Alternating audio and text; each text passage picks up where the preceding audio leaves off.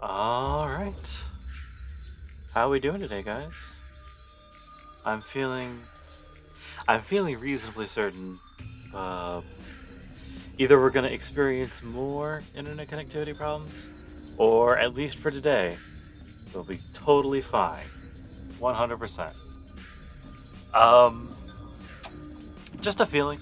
Let's not go too much into it. Not like I was al- alone without internet connectivity all day. Sucked, but anyway. Yeah. Nothing really too notable to get into, except I will endeavor to have all the rest of the VODs and maybe even this one out by this time tomorrow. Probably. Do not hold me to that. Although I probably should hold myself to that. But either way, as usual, there's nothing to get into, so let's get into this.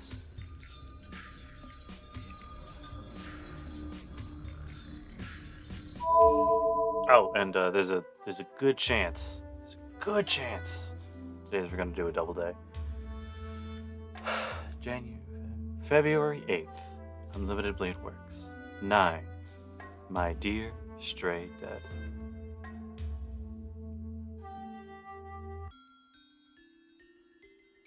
And I see his dream.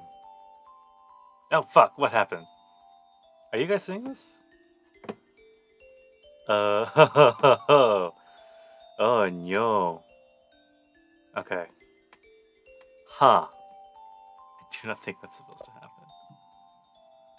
I am just going to very quickly. Oh shit. Will it even let me?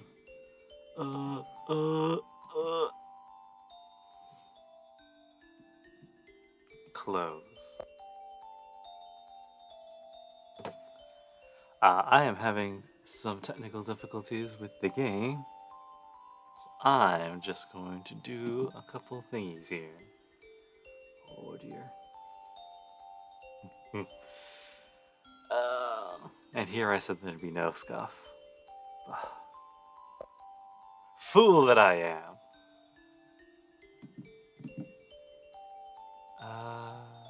Where is that? Let's grab that. And just gonna sit in the quiet for a second.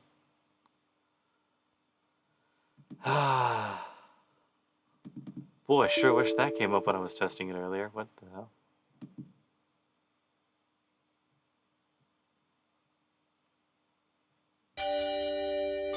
Alright. I was worried there for a second, but we're fine. Ish. For real this time. Maybe, definitely, probably.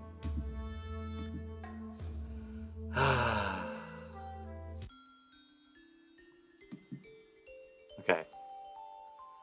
The memory of the man who was set up as a hero. The story of a knight who was understood by no one. It was a simple story. In short, there was something wrong with him. He had some power and he had some ambition, but he used his powers the wrong places from beginning to end, and he died. It's only natural. Power exists to grant your own wishes. Compassion does no good for others. Kiryu says so often, but everything is balanced because everything you do comes back to you. One gets energy because actions circle around to create more energy. But not having that means never being replenished. For example, if one lives for others and not oneself, I'm sure one would run out of power right away. If there was such a thing as disposable money, that's what it would be like. It'd be used by strangers and it'd only disappear after it's used. It's easy to take advantage of it, and it'd be used as already a given. And that it'd be used as already a given. That's why in the end, he saw many betrayals, and his life was ended by someone he saved. Just makes me mad. I want to question him. Why? He worked hard, put in great effort, and even though he's an ordinary human being, He managed a miracle with his own blood, and his compensation was betrayal and death. It's not even a joke, but he died satisfied. I have no intention of commenting on someone's life, but I can never accept that one thing. That is my impression of the dream I've seen a few times now. I usually wake up here, but it seems the dream continues today. He is standing in hell. It is the scene of some natural disaster, not the result of human conflict. Let me make a contract. I shall give you my life after my death. I would like the compensation now. He weaves the words of contract. After that, he changed as though possessed by something, and saved the people who could not normally be saved. Oh, so this must be how he became a heroic spirit. Seeing it this way, it's nothing much. I bet the people he saved were not even in the hundreds. He cannot even be called a hero with such a number, nor would he be promoted to a heroic spirit. But the number isn't important. The qualifications of a hero, one who surpasses humans, is to be able to save those that are fated to die. It is an alteration of fate. It does not matter if he does not have power as a hero, as long as he averted a disaster that could not be changed, however small in scope. No. The world would attain a heroic spirit in compensation for that miracle.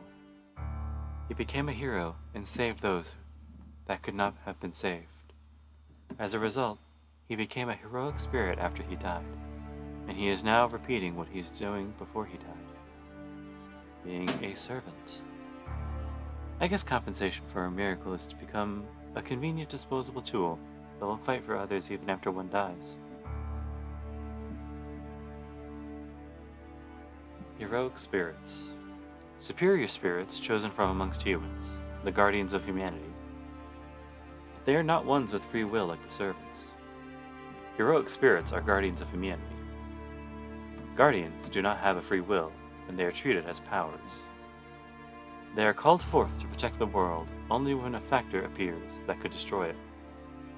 They are weapons that destroy these factors. The servant system is a summoning ritual that takes advantage of these guardians. The guardians are summoned into every age, eliminate the offending factor, and then disappear from the world. I would hate to be like that, but he must have been prepared to take on that role. No, he must have even wished for it. That it would be perfect if he could save people even after he died. Even though he did not have the power to save them when he was alive, he must have believed he could avert every tragedy if he became a heroic spirit. With that in mind, he made a contract with the world to give up his body after his death, and he saved 100 people. Believing that, he would be able to send tens of thousands of people afterwards. How stupid of him. That can't be. Because for a heroic spirit to be called upon, the place would already have to have been a place of death. Heroic spirits are summoned only into hell. They appear only when the world is about to be destroyed by people. Humans are the ones that will perish from their own doings. So the process of destruction must always be the same. Jealousy, hatred, selfishness, desire. The man who loved people and tried to be of help to them was shown the same ugliness even after he died. He was called into such scenes and served his responsibility as a guardian. He killed. He killed and killed and killed and killed. He killed everyone that was around him when he was summoned to save humanity as a whole. I don't know how many times he repeated that, nor do I know how many times he will have to repeat it in the future. So there's only one thing I can say. He has been betrayed by many things, but in the end, he was betrayed by the only thing he believed in, his ideal.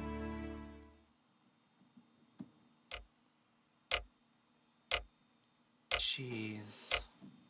When I wake up, that's all I can say. My body feels tired and I cannot move at all. My mind is the only clear thing, and I stare blankly at the ceiling. I know it. So that's his memory, huh? I sigh and stare at the ceiling. This is hard. He could have told me that when I might glimpse in. He could have told me that I might get a glimpse of his memory when I'm asleep because master and servants are connected. If he told me, I could have cut my consciousness so that I couldn't see such a thing. I'll get up. There are lots of things I have to do today. I get up. My body's heavy and my eyelids are heavier than steel. I curse how I'm not a morning person, start changing into my uniform slowly. But, well, I don't know if this is as I expected or not. But he used to be a hot-blooded man. I don't know what hero he is, but it seems he was more honest before. Well, I guess it's natural to have a twisted personality if he led such a life and ended like he has, even after he died. I laugh it off. My face in the mirror looks serious and about to cry, but I decide to laugh.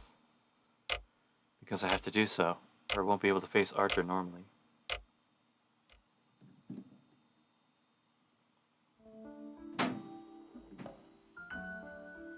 I get ready and drink the freshly brewed tea in the living room. I don't usually eat breakfast, so it's pretty quick.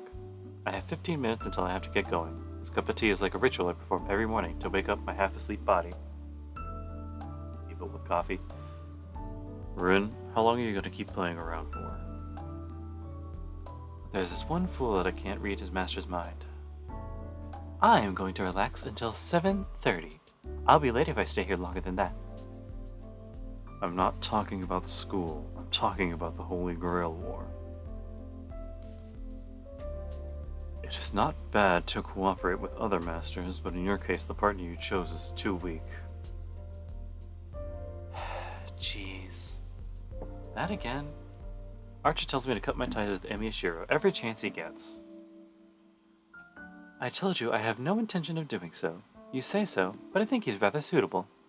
It's true that he's not much help in battle, but he's perfect as an ally. I think he would never betray me.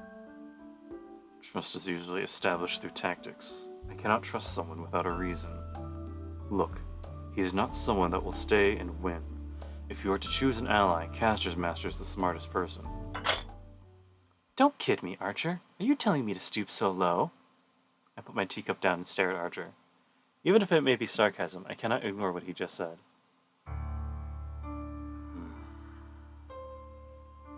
The air freezes.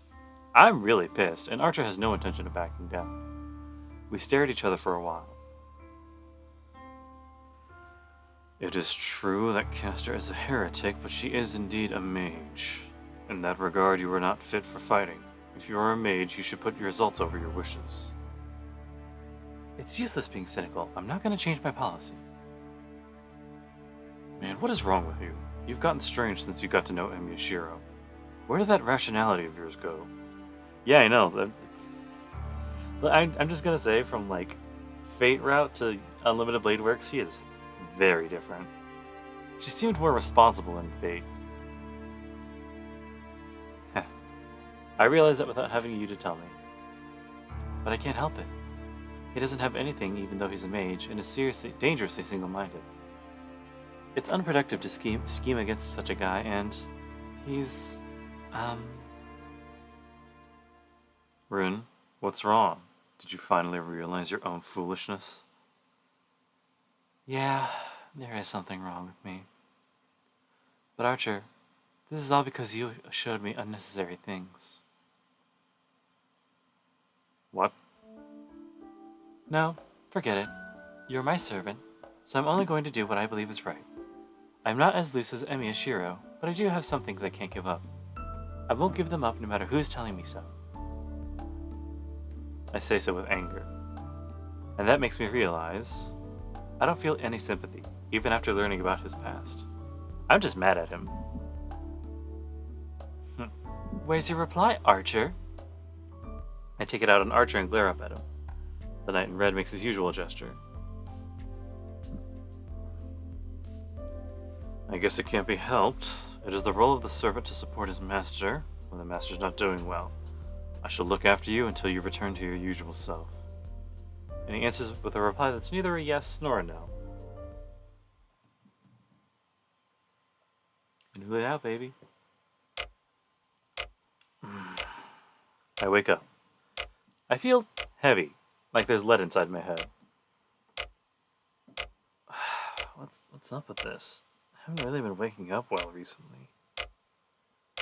Is it because I have lots to think about, or because I'm seeing weird dreams? Even though I usually don't see dreams, I think I've been seeing something like a dream recently. Well, they were beautiful swords. I see images of swords in my dreams. In them, his short swords come up pretty often. Damn. Yeah, I like them. So what? Oop. Who doesn't like a nice sword? I'd curse the person that's not here and get up from my futon. It's before 6 in the morning. I can't be affected by strange dreams. I have to go make breakfast.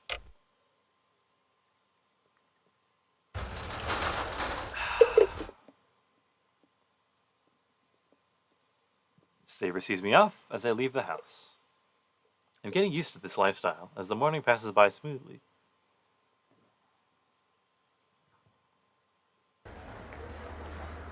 I don't see Tosaka at the gate.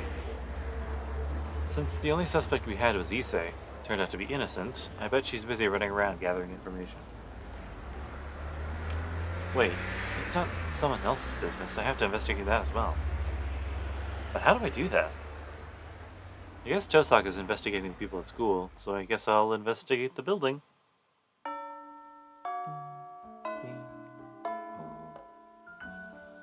Well, life's not convenient enough to let me notice anything I haven't noticed before. I searched the school using all the breaks I had, and the first half of lunch break, but I wasn't able to find anything strange. I don't know what you were up to, but good job on your work. You must be done eating already, as he greets me while reading an old poetry book. Thanks. I'm getting some tea since I'll be eating here. Hey, where's the teapot? Oh, it's here. We only have kelp tea, but is that alright? What? I guess I'll just take water. I just really can't take the muddled feeling of that tea. I see. Then I'll go get some of the green tea from the teacher's office tomorrow. We're spending a lot of time with Issei on this route. It's really fun. I leave the laughing Issei to himself, pour some water into my cup, and sit down at the table. Itadakimasu. I clap my hands together and open my lunchbox. At the same time, someone knocks on the door. Yo, I'm itadakimasu in here. Can you, someone's at the door, Issei. At this time? Issei slowly goes to the door. The visitor is Kuzuki-sensei, the one in charge of the student council. I see Kuzuki-sensei a lot here, but I bet it's Emiya's in the student council room a lot from his point of view. I silently eat my chicken sprinkled lunch. There must not be anything important today, as Issei and Kuzuki-sensei are just chatting. Mogu. Mogu mogu. Sensei, it's almost time. I see. Sorry to take your time. I think you know without having it said, but do not forget to lock this place up, and make sure you leave school on time. Yes, I know. Kuzuki-sensei leaves and Issei comes back in a good mood. Wow, I feel like I just saw something rare and strange. It's really rare to see Kuzuki-sensei chatting about meaningless things with a student. And with that shy Issei. Oh, they must get along since they're both stubborn, I guess. But it's still kind of weird. Hey Issei. What, Emiya? I've been wondering for a while, but are you on good terms with Kuzuki? Oh, he's surprised? No, it's fine if you don't want to answer. I just thought that if that was the case, so just don't worry about it. Oh no, I just realized I haven't told you about it. It's only natural since we are getting along. Kuzuki-sensei is like a brother to me. What? Kuzuki-sensei is like Issei's brother? What do you mean, exactly? I'm telling you that he's like my older brother. Soichiro Kuzuki-sensei has been staying over at my place for about 3 years. Wow. He's a native person, as you can see. He's a naive person, as you can see, but he has a sincere heart. He's living under the same roof as me, and he is someone I can respect as a person. It's only natural for me to respect him as my older brother. Kuzuki lives at the Ryoto Temple? It feels like I got hit in the head with a hammer. But I act calm and ask Issei to continue. Oh, yeah, you mentioned something about an unfamiliar woman at your place, right? Does Kuzuki know about her? She's more than that. She's his fiancée. We're letting her borrow a room until they hold their wedding celebration. A second shock. Issei, you wouldn't call her an unfamiliar woman in that case, right? I tried my hardest to object with a dizzy head. An unfamiliar woman is an unfamiliar woman. Even if she may be Kuzuki-sensei's fiancée, it is all I can say about her, as I don't even know her name. Issei stops the conversation at saying he's angry. Anyways, this is something I can't ignore. Kuzuki Soichiro is coming for the Ryoto Temple, and there's a woman that's said to be at the Ryoto Temple. I hear Kuzuki-sensei's fiancé showed up about a month ago. If that's Caster, all our answers, like, right there.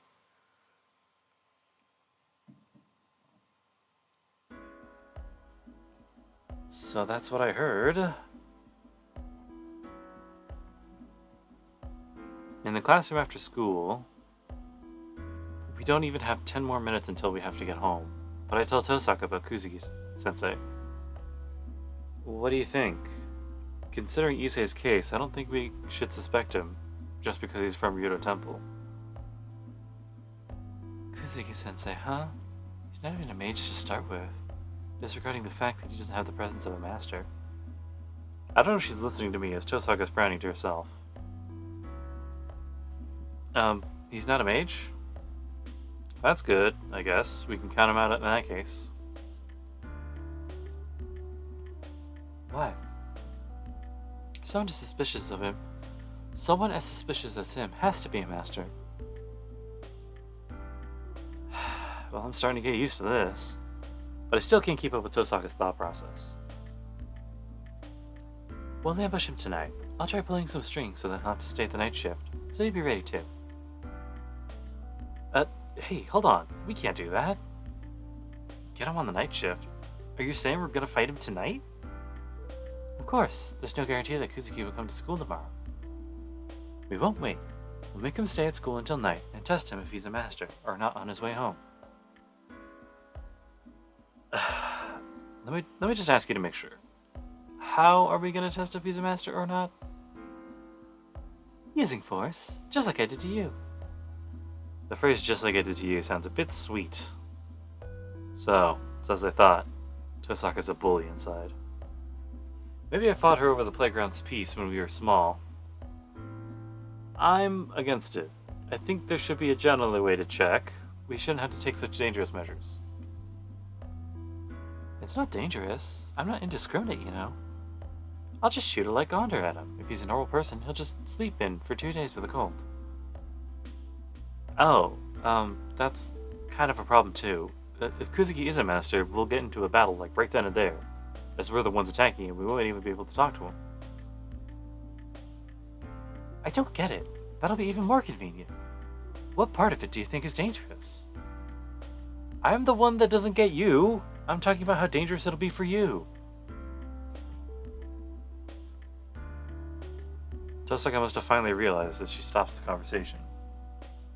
But it's only for an instant. I see. That's fine as well. I'll just do it by myself in that case.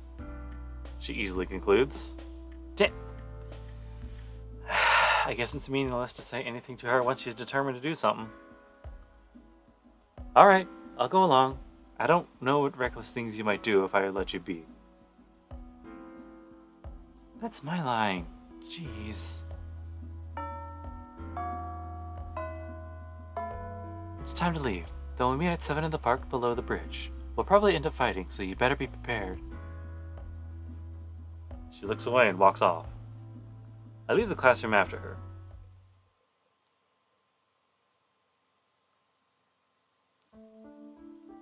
Then we will attack Kasta's master tonight. We still don't know if Kuzuki's a master, but that's pretty much the plan. I report to Saber about today as soon as I get home. Saber must agree with Tosaka, as she's already pretty hyped. So we won't be training today. I'll go make dinner right away, so let's get ready for tonight. Is it bad to eat before going to battle? Huh? Why are you asking? I believe there'll be a problem if we get hungry during battle. Well, I mean, I was just thinking that it might be, too heavy. We don't even have an hour left, so we might be better off eating after we come home. I do not think that is the case. It is the quality of voice to quickly digest anything we consume. I do not think food will be bad if one has training and has led a proper lifestyle. Does that mean I should go cook dinner? Yes, I believe we'll have more energy that way. I see. I have trained to be able to move right after meals, so I guess there's not really a problem. But I'll make a light dinner, just in case. Then I'll be going to the living room. What about you, Saber? I cannot bother you. I will stay here and calm my mind. I guess she's just sitting here, Seiza style in meditation. Alright, I'll come get you once dinner's ready.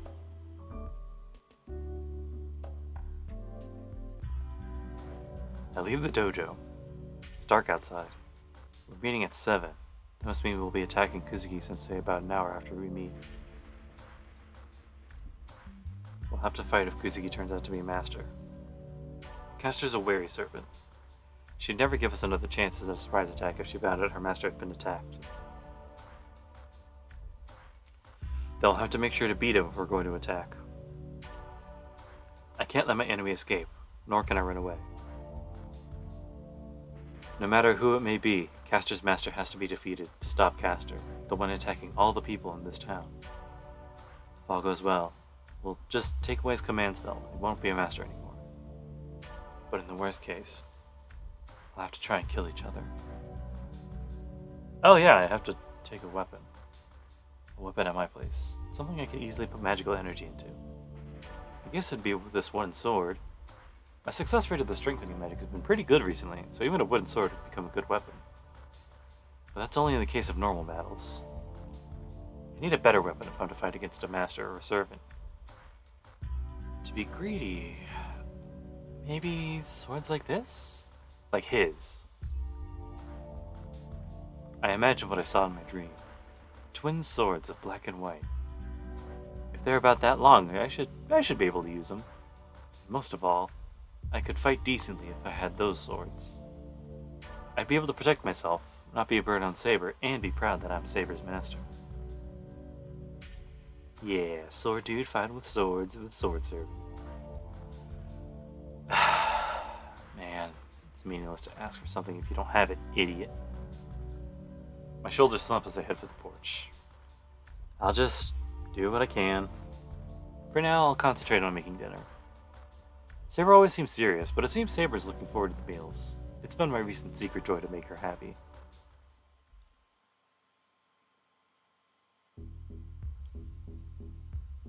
It's 7 o'clock. Tosaka comes right on time. Sorry to keep you waiting. I took time since I was getting the necessary things. How's your preparation? I show her the wooden sword bag. There's one wooden sword in here. It's about all the preparation I can do. Well, I guess it can't be helped. First of all, we have Saber for hand-to-hand combat. It might be that you'll just end up getting watching. Yeah, I guess I'll just back up Saber since she's here. Well, I really can't think of a situation where I'd be helping out Saber. Rin, why is Aja not here? Then, Saber asks with a serious expression. Wait, you didn't bring Archer, Tosaka? No, I left him at home. We're doing a surprise attack today, so we won't need him if we have Saber. Tosaka, your servant does ranged attacks. He all but specializes in surprise attacks. You won't need it if you have Saber, right? To be honest, I don't want to let him see Caster. Really? Jessica starts walking. I don't know what she's thinking, but I guess we won't be able to get Archer's help. That's weird. She made a very weird call just now. Time passes.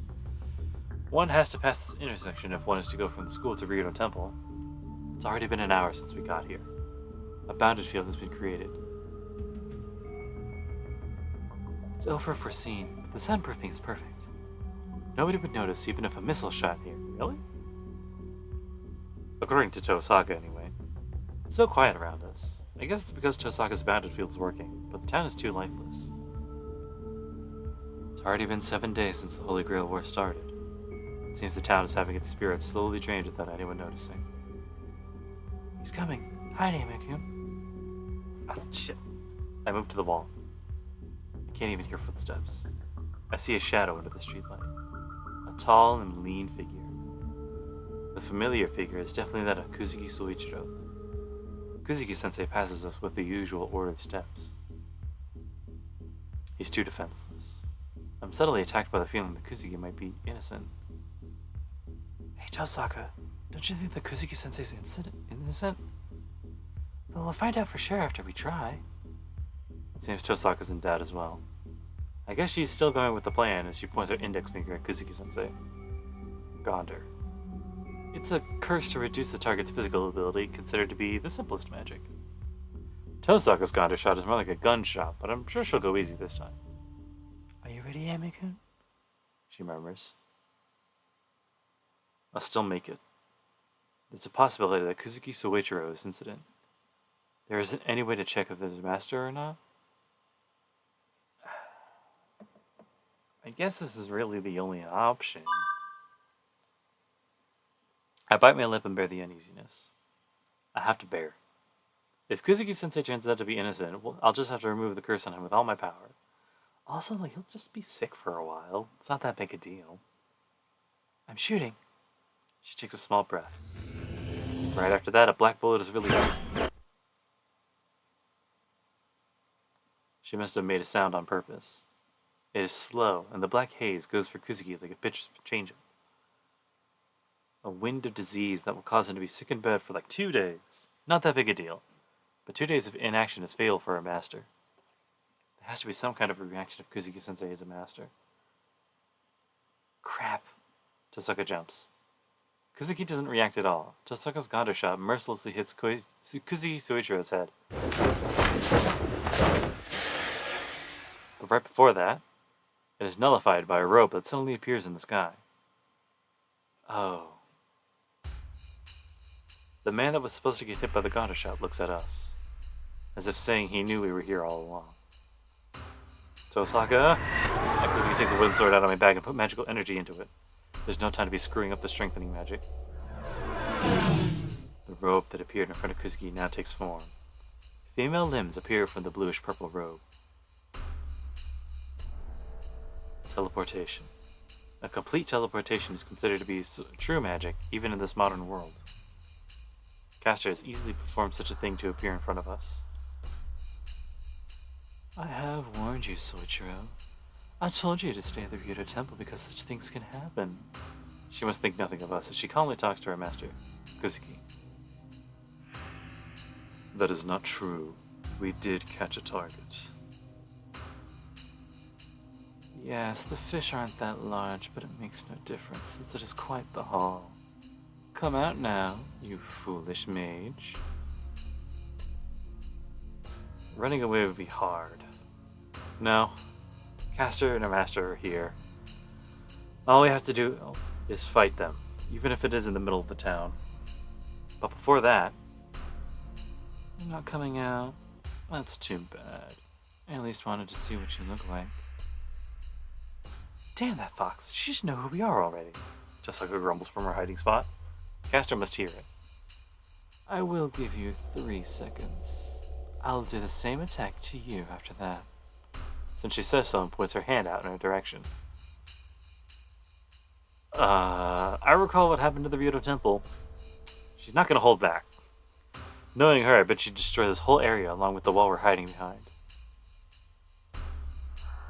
Emiya-kun, jump out when I give the signal. Saber, are you ready? I sense her nodding behind me. But there's something I need to confirm before that. Sorry, do that later, Tosaka. Huh? I don't wait for her to reply. I go out into the intersection with my wooden sword. Hey, Shiro! Tosaka must not want to let me go alone, and she comes out as well. Oh, this is unexpected. Do you understand your position more now, boy? Caster watches with composure. Kuzuki is standing next to her. We're about 10 meters apart. No matter how much I think about it, Caster's finger would be much faster at me than me running into them. Okay, I see. But I showed myself in spite of that. I had to do something before I fight. That is... Tosaka and Emiya, huh? So you two are masters as well, like Mato. Fate has an odd way of doing things. To check the true identity of Kuzuki Soichiro, the one Caster's protecting. So, you have something you want to ask of me? He says so in his usual manner. I don't feel a presence as a mage from Kuzuki-sensei. No, I don't even feel his desire to win the Holy Grail War. Then... Kuzuki? This is kind of a weird question just to ask right in front of her, but are you being controlled by Caster? It's possible that Kuzuki-sensei is controlled by Caster like Archer said. I can't fight against Kuzuki until I get this cleared up. Caster emits an intent to kill. That alone tells me the question is off limits for her. What an annoying boy. I should kill you. Her words are not a threat. But... hold on. Why are you asking that, Emiya? Oh. Hold on. Why are you asking that, Emiya? Kuzuki stops her in his usual manner. There should be reasoning behind your question. Tell me. My throat's kind of dry. It must be Caster's intent to kill. The robot figure tells me I'll be killed if I say something bad. I bear it and... I don't know how you became a master, but you're like an honest human, right?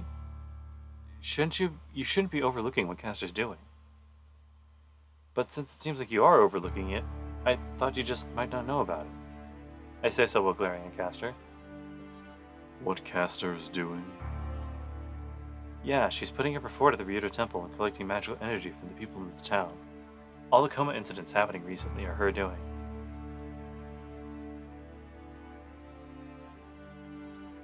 There's gonna be more victims. I'm sure someone will die as long as Caster keeps draining magical energy.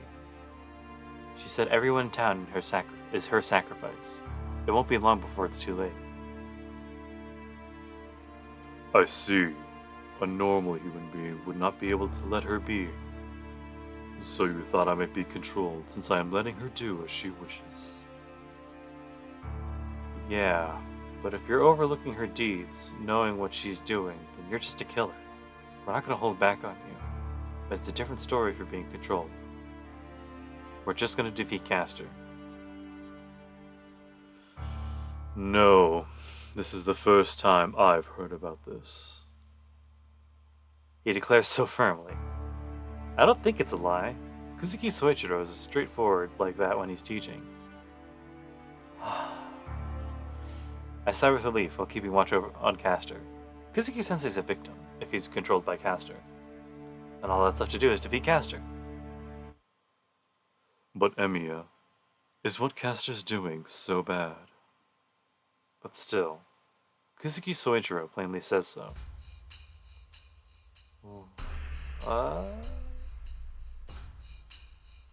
It does not concern me how many strangers die. And besides, Caster is not taking anyone's life. But I must say you aren't very thorough, Caster. You should have drained all their energy if that's the case. What?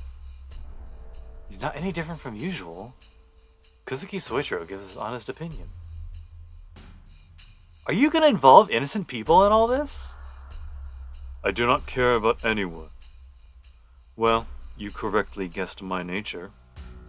I am not a mage. I am just a killer that has rotted away. Kuzuki takes a step back.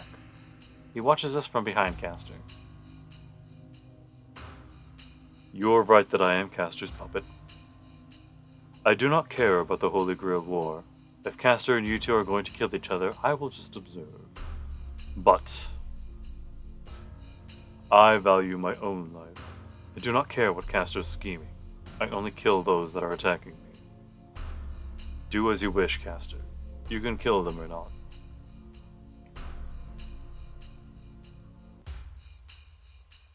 Caster's standing in front of us with an expression of victory. Jeez, they're both big foxes. Oh. Tosaka complains, but she doesn't move. No, she can't move. In terms of skills as a mage, we have no chance of beating Caster. Masters are mages, so we cannot match an excellent mage like Caster. I see. Oh, I see. Then you do not mind dying here, Caster's master. Well, I hear a voice from behind me.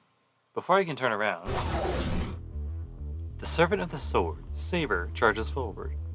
Saber? Even my voice won't catch up to her. Saber's already armed and charges at Kuzuki like the wind. Stop, Saber! Caster confronts Saber with her casting. She uses 5 verses for her spell. If Saber is a wind for charging 10 meters in a flash, Caster is a lightning for finishing her spell even faster. It's a raging thunder at that. She shoots off 5 bullets of light in under a second, and the bullets pierce Saber like fatal thorns.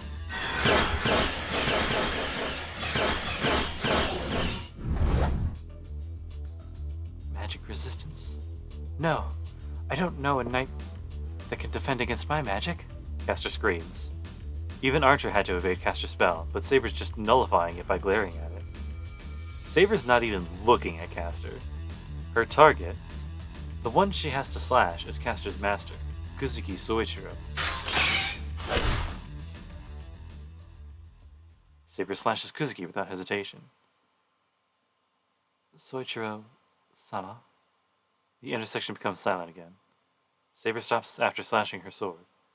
Everyone here thinks that the battle is over due to the incredible speed. Yes. Everyone, of course, except Kuzuki Soichiro, who is standing there calmly. Interlude 9-1. Charge, stop, slash. Having repelled all of Caster's spells, Saber settled the match without giving anybody a chance to stop her. The charging speed, her footwork, and her attack were all perfect. Her invisible sword slashed the enemy master. A surprise attack at the perfect moment. Saber's powerful slash splits Kuzuki Soichiro in 2. No, it should have split him in 2. Wow. Bewilderment causes her to gasp. What's going on? Saber, still in the posture of having swung her sword, stares at the enemy in front of her with blank amazement. No way. Even Saber doesn't understand what's going on. A perfect strike was just slashed horizontally. The attack has stopped. The sword has stopped before slashing the enemy's body, being caught between something. Leg and arm? Can such a miracle occur? Her sword has been stopped by her enemy, Kuzuki Soichiro. Knee and elbow. Her sword has been stopped, caught between his elbow and knee. Saber doesn't know, of course, that there is a technique to stop an enemy's blade with bare hands, and that there are experts today who actually still use it. But still, she would not have stood there in astonishment if this were a normal fight. But this is the battle of a servant, and the enemy is a mere human. For him to stop an invisible sword with his bare body must be insane. You underestimated me, Saber. His voice is deep, as if coming down from the ground. Mm.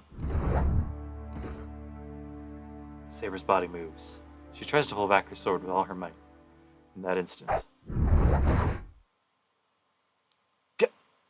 an unknown impact strikes her head from the back. She doesn't understand at all. It is her first time fighting a man that can stop a sword barehanded. Then, could this be an attack with his bare hands? She was punched? The back of her head was hit from such close range? She evades it, still not knowing what it is. Ha! Something goes past her temple. Saber understands it is a fist, strengthened by some magic, and she jumps. She has had a long weapon. She is at a disadvantage at close range against an unarmed opponent. Saber retreats to short range, where the range she can make use of her sword. Of course, she keeps facing her enemy while she does so. She's moving to get out of the range advantageous to her enemy. It is an established rule to pursue a retreating enemy. But the enemy does not pursue her. Caster's master, the man who will be defeated if he stays there, does not move, and he pierces through her solar plexus. She breathes out. She only feels the impact. The attack is stopped by her armor, and only the impact comes to her.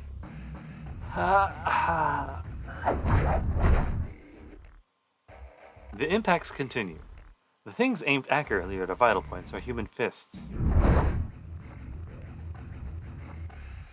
Did she even have time to gasp? By the time she realizes that his mountain-like fingers are the cause of the impact, the match has already been decided. Jesus Christ.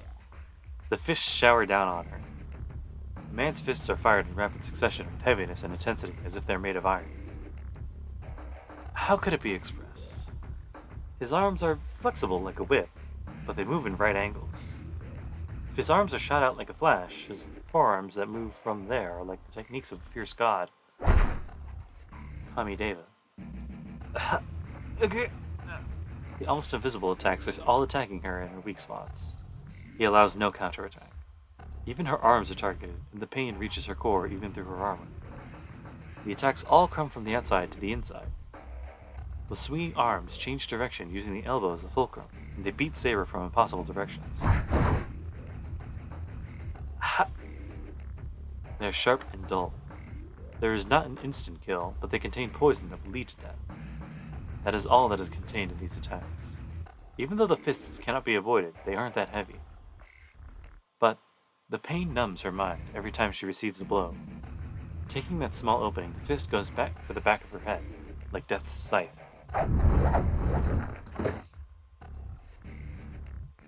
She avoids it instinctively. Attacks going for her arms and body are fine, but the back of the head would prove fatal for her. Therefore, Saber concentrates on that one attack. A monster that can stop a sword with his bare hands. Facing these strange attacks that she's experiencing for the first time, the only thing she trusts are her own instincts.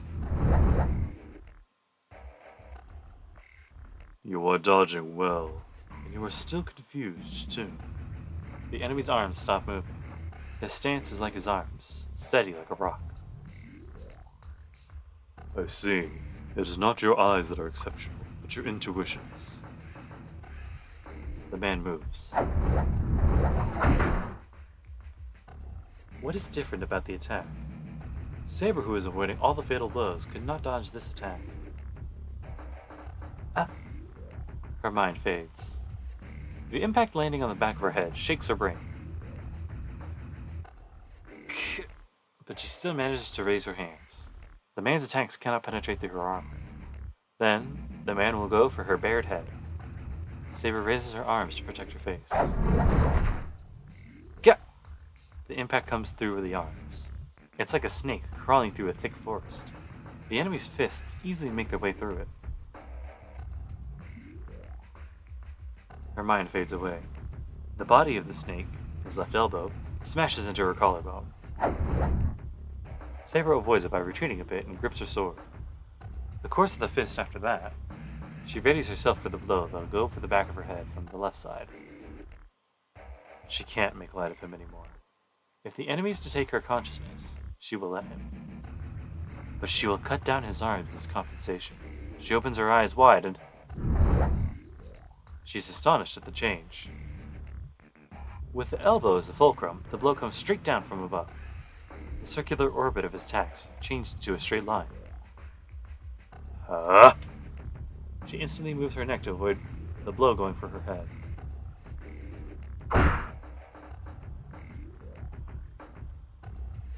The impact lands on her shoulder. She glares at her enemy with her left shoulder destroyed, and her spine freezes up the instant she does so. The man moves back half of his body. His right hand, that has not been used yet, the fist that has been set at the height of her throat, is released like a cannon. Unlike the previous attacks that followed a line, this attack is executed as a point. A thrusting fist aimed at the person in front of him. With his force and precise accuracy, he should be able to pierce through them. With his charged attack, it should be easy to pierce Saber's throat, break her bone, and smash her head to pieces. But it misses. A surprise attack is useless on her, and she has instincts bordering on precognition. The snake-like fist grazes past her neck. Seeing that, she tries to step into attack, but at that moment... bang! And unbelievable sounds come from right beside her neck.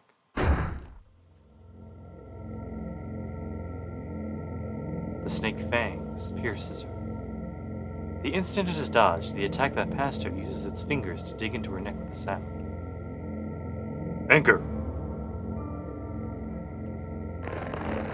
Shit! The shock passes through her as a shudder.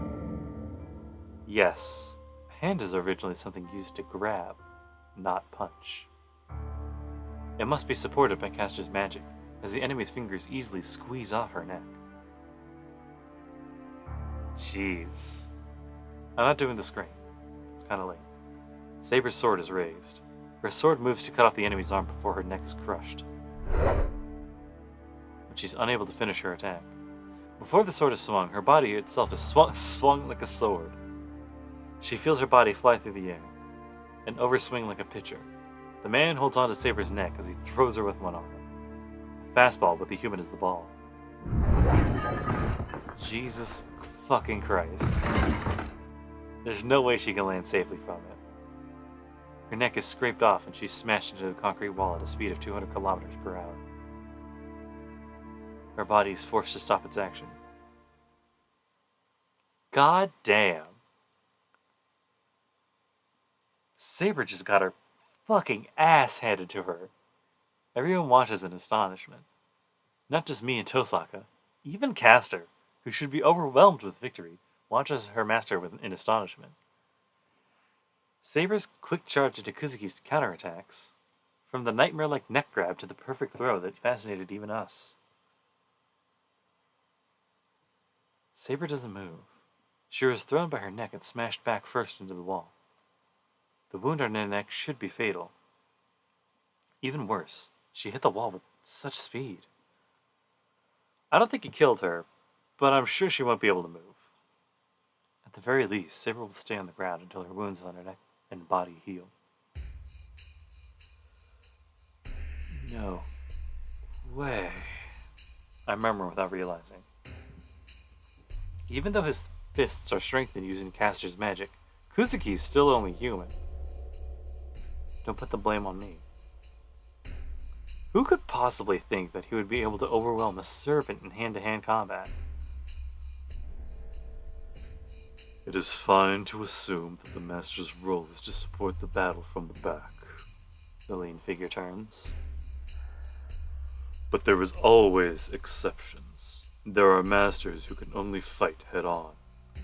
He certainly just proved that to us. So, their roles as the one to fight and the one to support are reversed. What are you doing, Caster? I told you earlier. If you are to support me, you are to eliminate the enemy's projectile weapons. The enemy. Kuzuki stares at Tosaka. A threat to him would not be Saber, but Tosaka, who is able to attack from a distance. That's why he's not going to attack us. He fully knows that letting a mage fight a mage would be the most sure way to a kill. What's wrong, Caster? I told you that you could do as you wish. No, I will take care of Saber. Soichiro, please take care of the masters.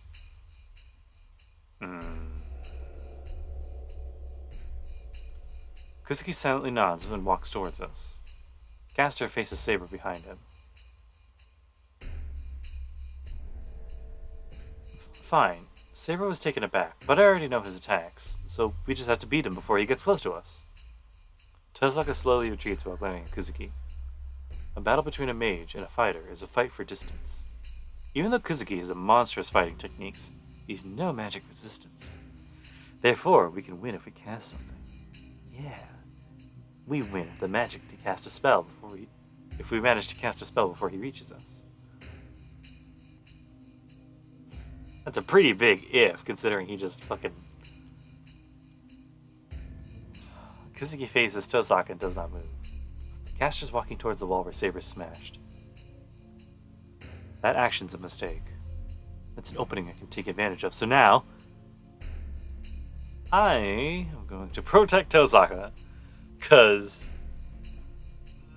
Kuzuki's no fucking slouch. I'm going to protect Tosaka. Saber isn't dead yet. Even though Kuzuki was an unexpected monster, Saber hasn't lost yet. And besides, caster shouldn't really be able to finish Saber off. I put strength into my grip. I glare at Kuzuki so as not to miss even his blinking. The instant he faces Tosaka, I slide myself between them. Knowing Tosaka, I'll bet she'll jump instantly to the side to shoot Kuzuki. There's no time to do so. It happens in an instant. The instant I think Kuzuki's body wavered, he's in front of Tosaka. She's astonished, but Tosaka instantly points her hand at Kuzuki. But the right hand that almost pierced Saber's neck strikes Tosaka right in her chest. Oh, God! Time stops for Tosaka. Oh, no, she got hit. She's hit right in the center of her body and has her breath stopped. That's it.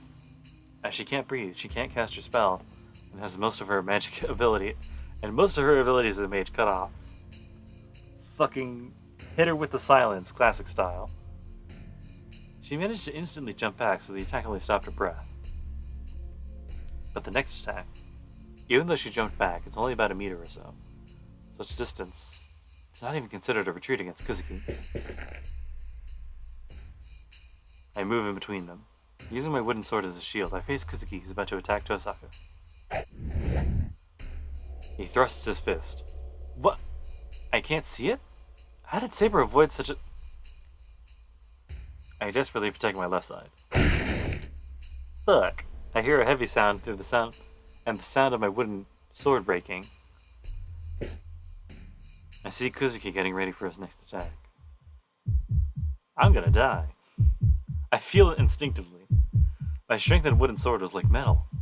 If he could destroy metal in one blow, he can destroy any part of my body. I can't stop him. Tosaka's coughing painfully behind me. I can't see his attacks, and my only weapon was just destroyed. His fist accurately goes for my temple. Emi Ashira is going to die from that hammer-like attack. Having my head smashed off, I'd probably splatter a rain of blood and brains. Gross. I'll die if I don't stop it. A weapon. I can't match him. I'll need a strong weapon to make up for the vast differences in our powers. It closes in on my brain. I imagine myself dying. No, if that happens, I'll die if I can't stop it. A weapon. I need a weapon. A weapon that you can't destroy. Not a quickly furnished weapon like a wooden sword, but a proven, strong weapon. The finest quality at that. A weapon undeserved by me. Yeah, the weapon he carries would surely... Trace. On. Then I'll make them. I'll make them even if it is impossible. I'll make them no matter what the consequences may be. I make myself believe that strengthening and reproduction, things that already exist and things that do not already exist, are similar. That's right. There's no time to think. Fake them no matter what. It doesn't matter if something gets destroyed in the process. I don't even care if it's just a fake. Hurry. Forget everything. I don't know how I'm the only one who will be killed. If I can't stop it, Tosaka will... Huh?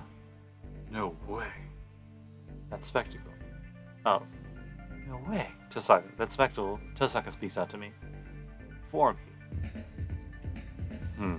A deep voice. Is that Kuzuki's voice? Something might have happened to my ears. I can't really hear properly. No, not only my ears, but the senses of my limbs are too weak. Only my right eye is functioning. I watch the approaching fist.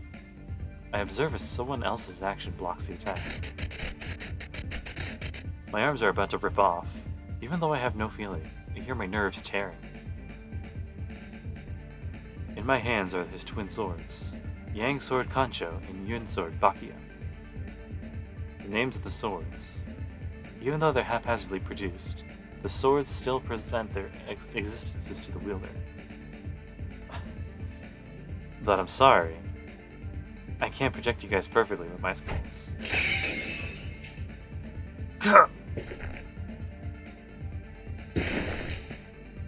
We spring apart. The twin swords that parried 30 attacks break as if saying they can't take any more. 30? It's not because they lost against Kuzuki's fists. The swords disappeared because I couldn't maintain their image. The twin swords must have been unexpected as Kuzuki shows hesitation for the first time. Then, a strong wind is created in the intersection. Saber! I look toward the wall. Saber must have healed as she's standing up. Caster's backing away from her. Yeah, that's why it was a mistake. Even though she was defeated, Saber still had her powers. There's no way Saber, who has powerful magical resistance, could be cornered by Caster. It's Kuzuki's role to finish Saber off, but Caster made a mistake. She must have been planning on something, but that extra thinking caused her to lose out on her perfect chance. Kuzuki retreats. He stands as if to protect Caster. This is it. We'll retreat, Caster. He makes a precise decision. Master. No, Saber's hurt. You should be able to defeat her again. She's not someone who would fall for it twice. It is I who underestimated her. I should have attacked her one more time. Kuzuki's right. Saber was cornered because Kuzuki's techniques were too odd. But that's only up to now. I can't cope with it no matter how many times I receive them, but Saber's already used to the attacks. The main point of a tactic is not to have a concrete shape. Even though they're strong, Kuzuki's attacks are too odd, so they're easily seen through. Therefore, they must be fatal on the first strike. That's the difference between a technique that is trained to an art, and an action that is trained to the utmost limits. I understand, Soichiro. Yes, a servant should obey its master. Who is that directed at? Caster's robe flutters as she finishes.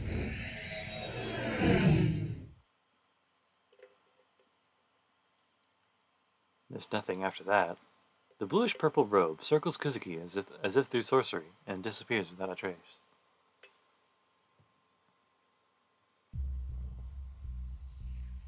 Crap. There's no way Kuzuki will come out of the Yedo Temple. After Caster and Kuzuki disappear, without caring for her wounded chest, Tosaka grits her teeth in regret. I understand how Tosaka feels. Since we attacked them, Kuzuki's now going to stay at the Yedo Temple. So we're going to have to attack their territory if we want to defeat Caster. But the Yedo Temple is a gate watcher called Assassin, and Kuzuki and Caster aren't easy enemies either. We'll lose if we just attack recklessly. But we have to go to the Yedo Temple if we want to defeat Caster. Rin, I will warn you that the temple is a treacherous place for us servants. There is not much chance of winning, even if we get Archer to try and force our way through. I know how strange that mountain is. I won't follow them out of vexation, nor will I drag your master into going there. Then you will give up on defeating Caster? Are you kidding me? I don't like getting beaten, and more than that, I can't let Caster beat. I think your master has the same opinion on that. She asked me by looking at me. Saber must have followed Tosaka's example, since she looks as if she's asking whether or not that's the case. Well, I mean, of course we can't let those two guys be. Caster won't stop collecting magical energy, and our master, Kuzuki, just said he's not going to stop her. So we're just going to have to defeat him. It seems Assassin is at the Ryudo Temple, but everything will be over if we defeat Caster's master, Kuzuki.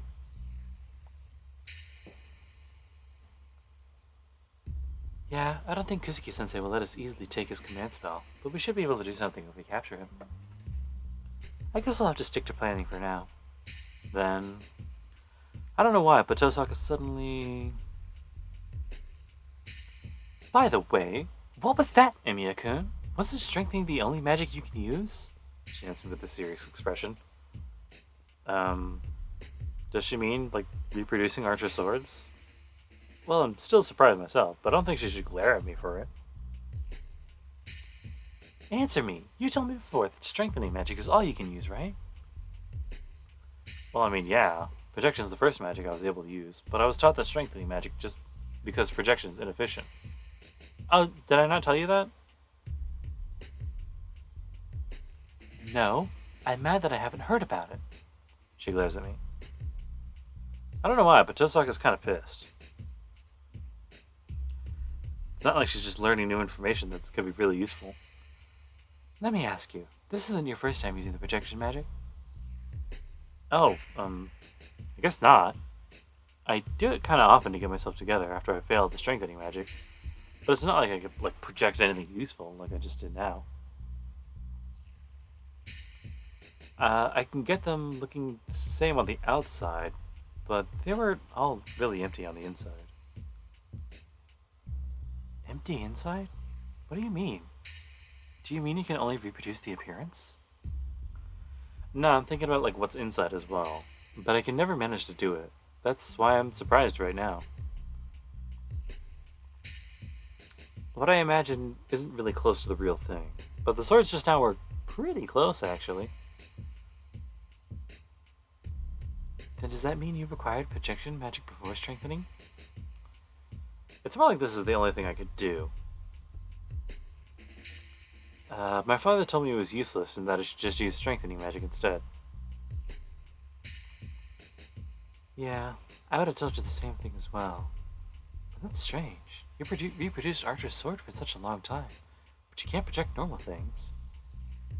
Maybe you have a limited attribute.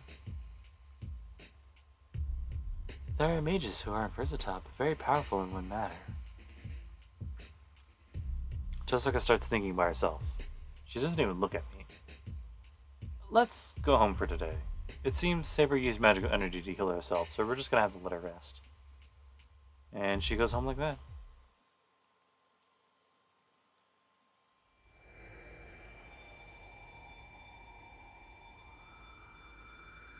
There's no one at the house. The hallway's dead silent. My ears might still be screwed up, as I can't even hear my own footsteps. The numbness in my limbs won't go away, and I don't feel like I'm stepping on the ground. Surprised that I can still walk in this condition, I go with Saber to my room.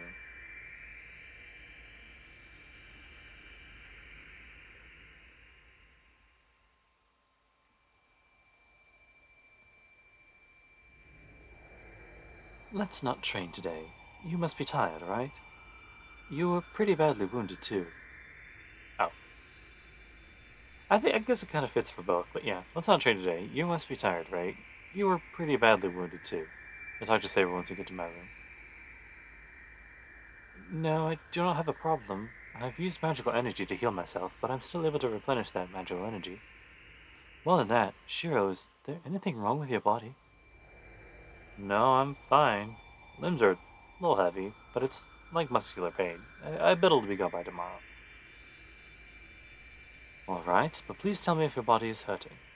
Yeah, you can wake me up too if anything happens. If you get hungry at night, I'll just make you something. I can't provide magic energy for her, so all I can do is make some food to cheer her up. Shiro, please do not push yourself. Saber goes to the next room. Yeah, I guess I'll go to bed. I set my futon down and lay on it. My limbs are a bit numb. It might be the effect of magic I'm not used to doing, as I feel like I'll pass out if I let my guard down. I mean, that's what sleeping should be, so you probably let your guard down, but still. What's going on? I guess I'm tired. The ringing in my ears annoys me, but I think I can still get a good night's sleep.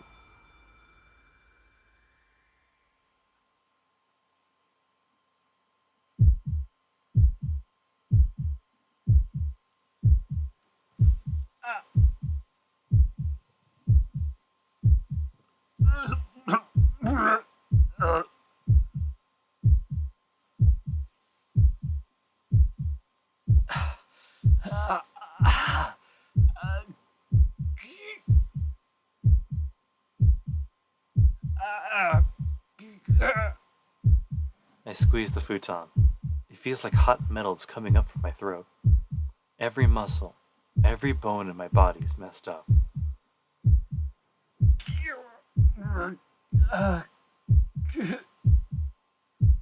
I hear a grinding sound in my numb ears.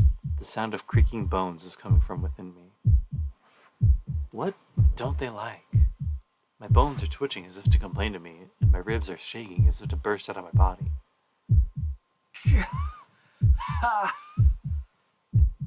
Pain runs throughout my body. My whole body is pushed down by a great force, but the pain is coming from within. It's condensed in a small place, but the contradiction is that my body's expanding.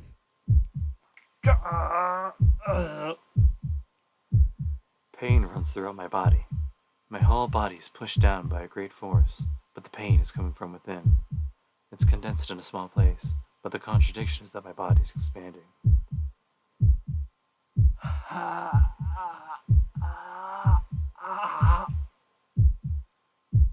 On top of my futon, I wiggle around like a bug and try to bear the unknown pain. My brain's burning. My brain must not be able to endure the pain, as it is like a sauna now. I don't care if this is compensation for my magic over my level, or if this is the abnormality Saber was talking about.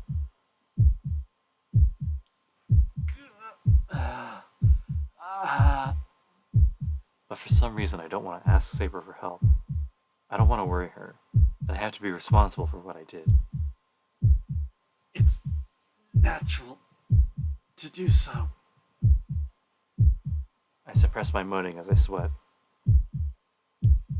The clock I look at with my vague mind says it's not yet midnight. I should be able to escape this pain if I sleep, but I'm sure the pain will make me wake up if I do.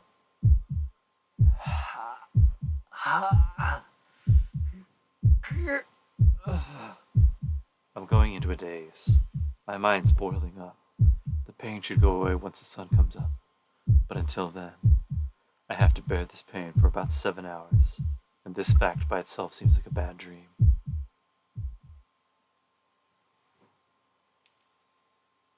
Interlude 9-2. This place is not too pleasant for him. Frustration and delusion, envy and jealousy. This place, permeated with emotions, is like a cursed room. It should have been his, but this room was never used for him. Damn, this place stinks like piss. This is all his delusion. The strangest child spent a few years in here and threatened the Mato blood for a long time. That's the only past he knows. His father never said anything, but his grandfather told him a bit of what happened here. His father did not choose him and decided to kill off the Mato blood, but his grandfather wished for the revival of the Mato family. That's why he has no feelings towards his father. His father taught him his existence and failure. His grandfather taught him superiority and privilege. Thinking about what his mother gave him, Shinji laughs. First of all, women are not needed in the Moto household. He heard that his mother is some carrier, that she must have become useless after giving birth. He can bet on it that he'll find what used to be his mother in this room. But he has no intention of searching for such a thing. First of all, he doesn't want to see that which gave birth to his unskillful body. The basement is filled with decay. Strange worms are wriggling around deep in the dark. There should not be any more nutrition to suck out of here, but the worms still living in this underground training area. No. From the beginning, this place has been used not to raise people, but to raise bugs. What can be seen inside this dark are swarms of bugs with black wings. Even the shadows on the walls must be black bugs. In it all, a golden man, unsuited to this lowest pit, is there. I'm trying. Oh, you were here, Archer? The golden man, Archer, does not stop to look at his master, and just stares at the darkness. I have good news. Kodamine said he'll overlook any of our actions. I thought he showed promise, but he really is useful. That means we won't get in trouble no matter what we do, right? Talking in delight, he walks towards Archer. Archer finally notices his master. The red eyes move. Oh no, I didn't come to complain to you. I don't care where you go or what you do. I respect my servants' free will. I'm tolerant, unlike others. Shinji's pressured by his red eyes, but he still approaches Archer. Even if Archer may be an ominous existence, he's only a servant. Therefore, he maintains his arrogance against Archer. He shows leniency, but he still displays that he's the stronger one. I see. Kodamine thinks highly of you, huh? Yeah, I guess he owes my grandfather. He said a bloodline with a history like mine should win over some third-rate mage. That's obvious. He's stating the obvious, but he's good at determining who's strong. I'm thinking about maybe thanking him if I obtain the Holy Grail. Joyful laughter echoes through the room. Then let's start, Archer. We don't have to worry about catching people's attention. Go ahead and kill all you want. Eat lots of souls and get strong. Then, they'll be next. We'll have to crush that annoying Saber and go settle things with Emiya. He pats Archer on the shoulder. Archer watches as something unpleasant has touched him. What? I told you that we're going. No matter what hero one may be, a servant has to obey his master, right? He must have imagined himself forcing Saber to serve him, and letting his friend crawl on the ground as well. He orders Archer in high spirits, but the golden man does not move. Shinji, you do not understand what the Holy Grail is. And he says his master's name for the first time. Huh? Ignore the other masters if you want the Holy Grail. They are only sacrifices. If we really wish for the Holy Grail, there is something we must obtain first. Something we have to obtain first? The boy, Mato Shinji, looks at his servant. His feet are moving back unconsciously, and he's let go of Archer's shoulder. Let us obtain that first. I am lending you my powers to obtain the Holy Grail. The only common goal between us is the Grail. Well, I do understand how you feel. Revenge is delightful. To seek pleasure is proof that you are human. I shall take part in that joy once we are done with what we must do. Archer smiles for some reason. Sensing something evil in it, Shinji finally feels uneasiness about his servant's identity. The eighth servant. A heroic spirit that should not exist. The strongest king of heroes, said to have existed since the last Holy Grail war. Oh yeah, come to think of it, I haven't asked you before. Shinji speaks, still trying to preserve his superiority. What?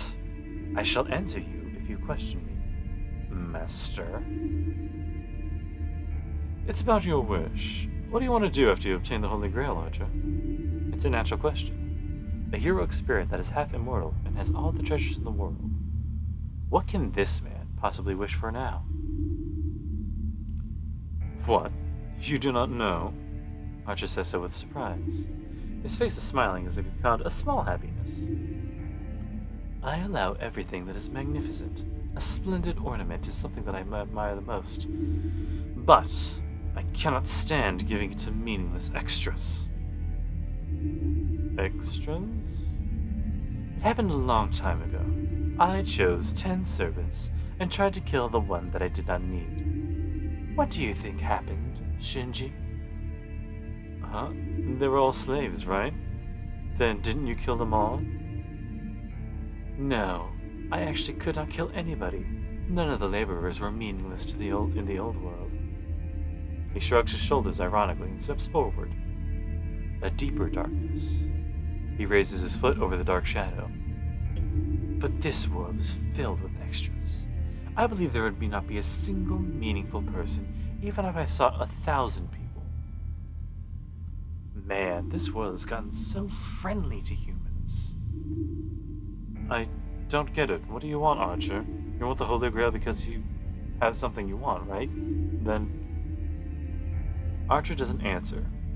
The Golden Man does not even turn to his master, and it's a simple thing. A lot of something is ugly by itself. Lowers his raised foot into the darkness. A smashing sound. On the ground are numerous smashed bugs, with more swarming around. Interlude out. And we're going to keep this going because I have it on authority that this one's kind of a smaller one. At least it should be anyway. February 9th. Unlimited Blade Works. 10. Strike Lovers.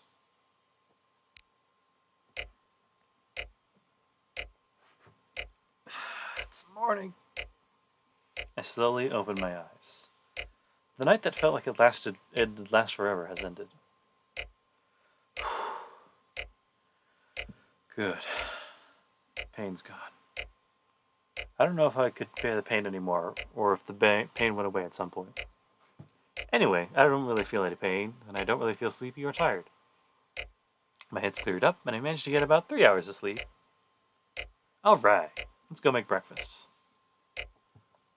I get up from the sweat-stained futon. Then, as soon as I get up, my left foot slips. Huh? I touch my left foot thinking it's strange. There's nothing wrong with it. There's no pain or blood, and I don't really feel like I'm touching my leg. I don't feel anything on my left leg, or my left arm. I try pinching the left side of my chest, and again, feel nothing. Guess my body hasn't fully healed yet, even though the pain went away. The whole left side of my body's numb. It doesn't really feel like it's my body. I think something like this happens frequently. It's like when I sleep in the wrong position in the shed. I'd use my arm as a pillow and blood wouldn't be flowing in when I woke up. Yeah, that. This is like the numbing one gets from having the blood circulation to a limb cut off temporarily. Well, it moves fine, so it should heal in time. It reacts slowly and feels like I'm moving it using a controller, but it shouldn't hinder my everyday life if I'm careful.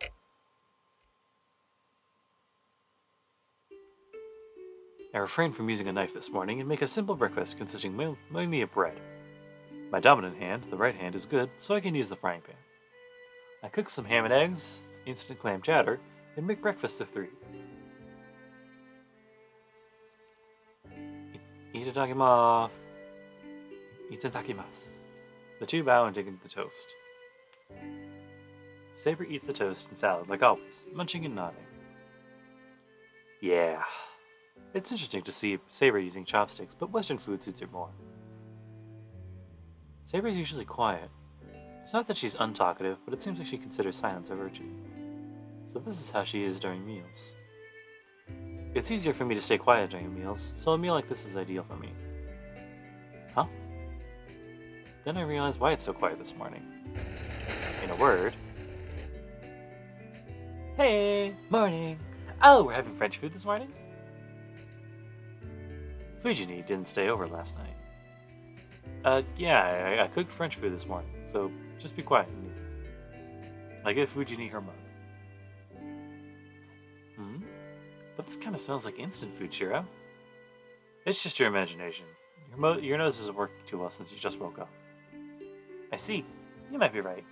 Oh, good morning to you too, Saber-chan. I'm sorry I couldn't come home last night. Fujini gulps down the hot clam chowder like some kind of sports drink. I bet there's some special coating on her throat. Good morning, Taiga. I did not see you yesterday. Was something wrong? Yeah, I had to work. Well, no.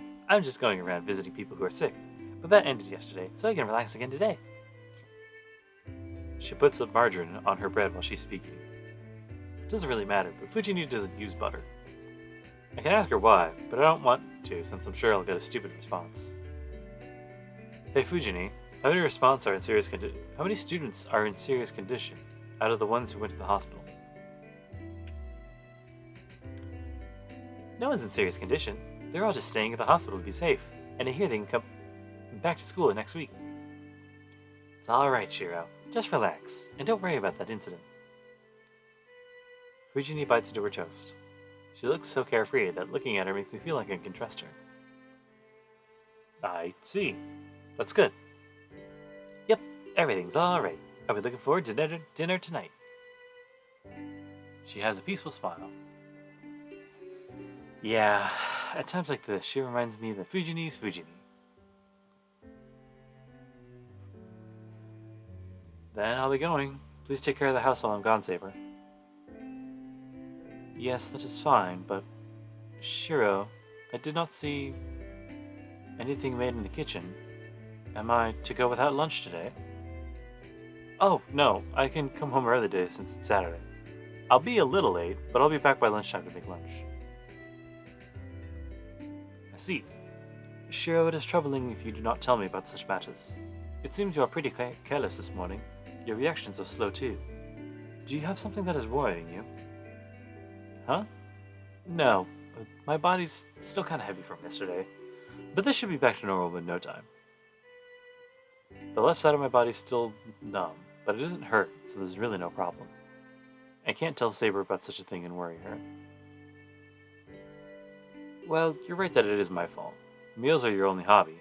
I'll make a big lunch to show my apology, so let's call it even. I wave goodbye and go to the door. I cannot agree with what you just said. It is only that I would have energy in emergencies if I skip meals. I would not have energy. Just forget about it. See you, Saber.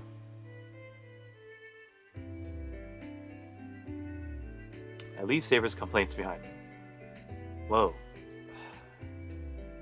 This is more tiring than I thought. I touch my numb left leg. It didn't happen when I was in the house, but I start feeling sick once I start walking. Even though it doesn't affect my movements, it's a big mental burden to walk with a numb body. No. I have to bear it. This is nothing compared to those two. Even though she healed up, Saber got her throat cut and was smashed against a wall. Tosaka took like a hammer blow to her chest. It should be nothing for me, as it didn't actually really take a hit.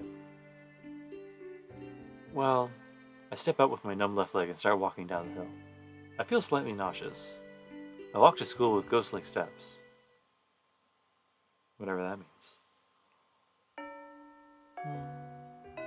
Then, school's over before I notice it.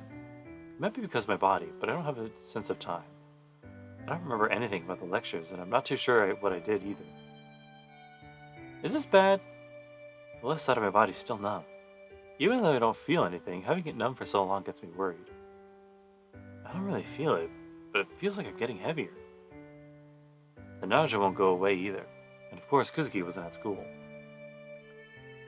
I'll go home. Saber's probably hungry. I grab my bag to go home. I think I've forgotten to do something, but I should remember once I get home and rest.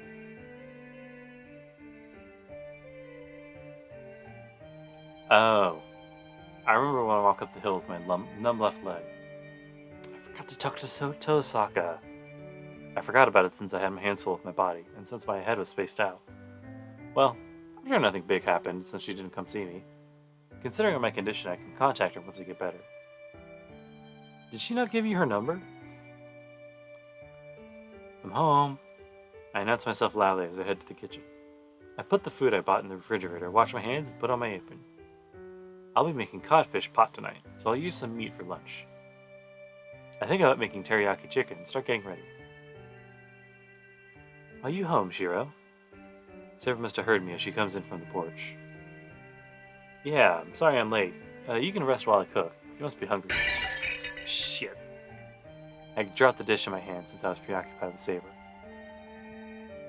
Shiro, the plate is broken. Yeah, it's the first time I've done something like that. I'm surprised as well, so I respond stupidly. Sorry, I'll clean it up right away, so you can sit there. I pick up the piece. Huh? I drop it. It seems you are tired, Shiro. No, I will clean it up, so you go ahead and cook. I guess trying to pick it up with my left hand was a mistake. Well, it's a good lesson. My left hand is still numb, so I'll be really careful when using the kitchen knife. Shiro, please do not push yourself. Please make something simple. I am glad that you are trying to do your best, but I do not want your blood on our meal. Well, I really wouldn't want that either. I'd be a failure as a cook. Alright, then I'll just put more effort into dinner and make a simple lunch. I'll still make what I was planning to, but I won't use any pumpkin or white radish. Is that alright? I take 200 grams of chicken, put it on the cutting board, and carefully ready my fork. I have to make the main dish with care, because of what I told Saber this morning. Yes, I will be looking forward to it, Shiro. Saber replies as she can sense my enthusiasm. I'm more enthusiastic now. I'll poke some holes first with a fork and... Doorbell. Shiro, it seems there was a visitor. I guess so. I'll go get it. And delay lunch even further. I'm coming! Jesus. I jog to the door. It's rare for someone to come visit at this time. Fujini doesn't ring the bell, and she has a spare key. I don't really have many guests, and since there aren't that many houses around, I don't really have many neighbors. I wonder who that is. Well, it's not someone hostile since my father's battlefield is ringing. So I bet it's someone from Fujini's place. You know, the Yakuza household.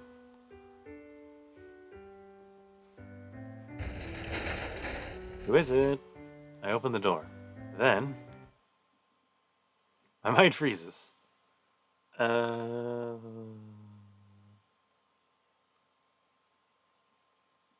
We stare at each other silently. Well, I'm just dumbfounded, but Tosaka looks angry. Tosaka, why are you here? You skipped our regular contact. I skipped our regular contact? Well, I did forget to go see you. But did we ever agree on such a thing? Tosaka glares at me silently. This is bad. I don't know why she's mad, but I feel like I've done something really bad. Sorry. I apologize for forgetting about it. It was a natural duty, as your ally, to contact you on a regular basis. Surely that must satisfy her. Yeah, our situation hasn't changed, so it's natural for us to check up on each other. I sigh with relief. It's surprising enough to see Tosaka at my place, so having her get mad at me here is like an all-out-of-this-world experience. I have to take care for this troublesome situation as fast as possible. Right, got it. I'm gonna contact you. You can go home now. Sorry you came all the way here. Hey, why make a face like that? Tosaka, I got your message, so aren't we going to meet up at the park under the bridge?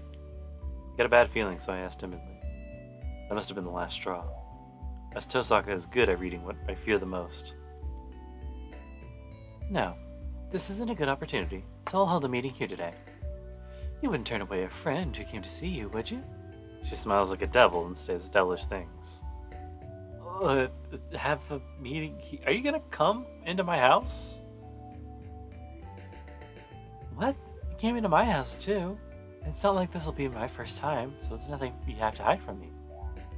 Oh. That's right. It was Tosaka that treated my wound on that night when I first met Saber. But then, I was just about confused about this master thing. The fact that Tosaka was at my house didn't register. Even if we're cooperating, Tosaka's Tosaka. She's the school idol, and a girl of my age. It's an outrageous situation for her to come to... Why is she coming in? She's letting herself in. Well, I'm coming in. We're gonna be talking, so we can do it in the living room, right? Well, hold on, idiot. It'll be terrible if you go to my house. It's fine, it's fine. Oh, I haven't eaten lunch yet, so I'll be counting on you. The intruder, Tosaka Rin, comes to the house. Hold on! Stop doing things without thinking! I object in a loud voice, but it has no effect on my enemy. The intruder carelessly goes into the living room, leaving me confused out in the hallway. So, after the three of us have lunch, we talk about our future plans. The topic, of course, is Castor. We talk for about 4 hours on how to beat her at the Ryoto Temple, but the results are not good. Jeez, I guess the only thing we can do is beat them straight on. If what Saber's saying is true, servants can only go in from the front entrance. Yes, there is a strong bounded field against spirits on the mountain. My only option would be to enter from the front gate. Since Aja has independent action as his class ability, I am sure he can manage to get in there by force. After he manages to get in there with all his might, Castor will be waiting for him, right? That's not good at all. Oh.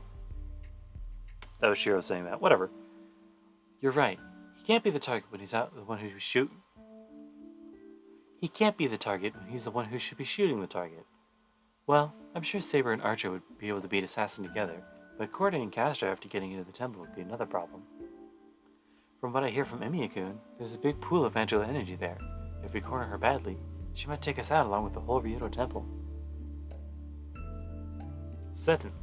Castor does not seem like someone who will graciously accept death. If she is going to die, she will try and take us down with her. It does not need to be mentioned that the Ryoto Temple will be destroyed as well in that case. Don't say such scary things, Saber. Are you saying Castor will self-destruct if we corner her? I bet you she would. She probably will. They're in perfect unison. Come to think of it, Saber and Tosaka have the same opinions, and it seems like they approve of each other in combat. Both of them are saying not to attack there, so challenging the Ryoto Temple must be really hard. Oh, is it that late already? The clock's sound echoes through the living room. It's 6 o'clock and the sky's tinted red. Well, guess the meeting's over. I have to start preparing for dinner. Leave. I get up. I'll be making codfish pot tonight, so it won't take that long for me to cook it. All I need to do is cook the rice and make something that'll go with the pot. What? Why are you looking at me? Well, why is she making herself at home when we're about to make dinner?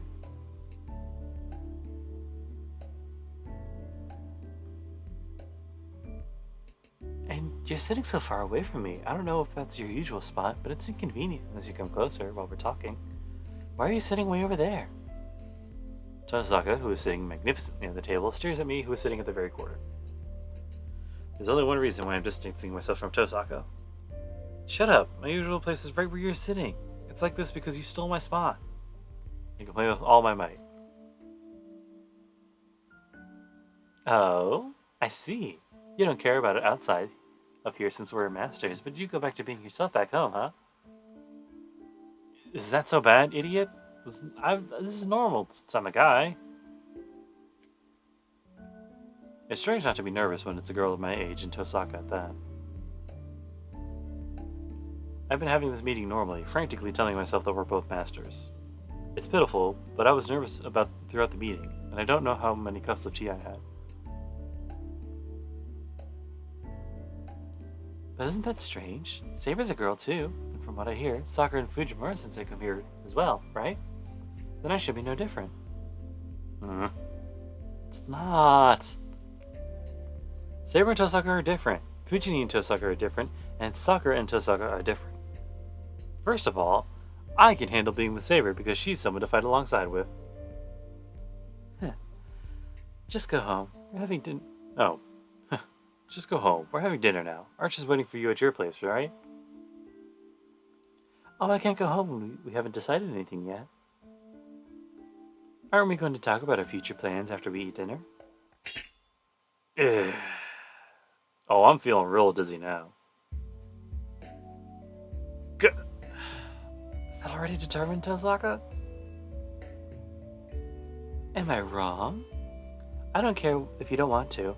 So you're fine with letting Castor do what she wants for a while, huh? I swallow my words. Shiro, she does have a point. There's no problem even if she stays here.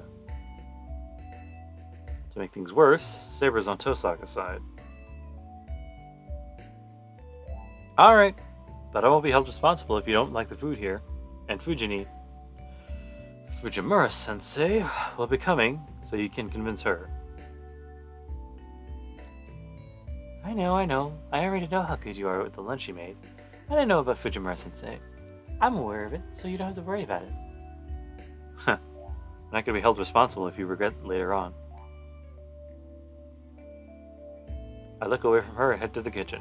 Then, I wash my hands, go to put on my apron, and notice that's not there. No. First of all, I don't even remember taking it off after preparing lunch in front of Tosaka. Huh? I look around. Tosaka looks at me, laughs, and... Oh, I forgot to tell you. I just don't know about a guy walking around in an apron, Emiya-kun. Speaks with an expression of triumph.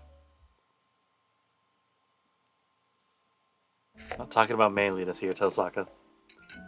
I cut the codfish. I've cut the cabbage and the white radish is grated.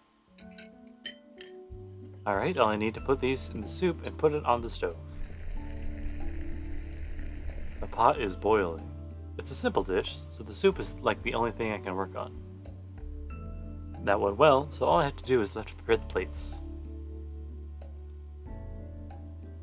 I'm home. Man, it's so cold it starts snowing. And there's commotion as Fujini comes home. Welcome home. Did you say it started snowing outside? Yeah, it's not much, but it looked like it'll pile up. Wow, we're having pot food for dinner? Great going, Shiro. Wow, I feel good. Maybe I should have some alcohol. Fujini goes into the living room saying scary things. Don't get drunk, Fujimura. Hello, Fujimura-sensei. Oh, it's Tosaka-san. What's going on? It's rare for me to see you here. What? Fujini naturally accepts Tosaka's greeting. She hums, goes past the living room, comes into the kitchen.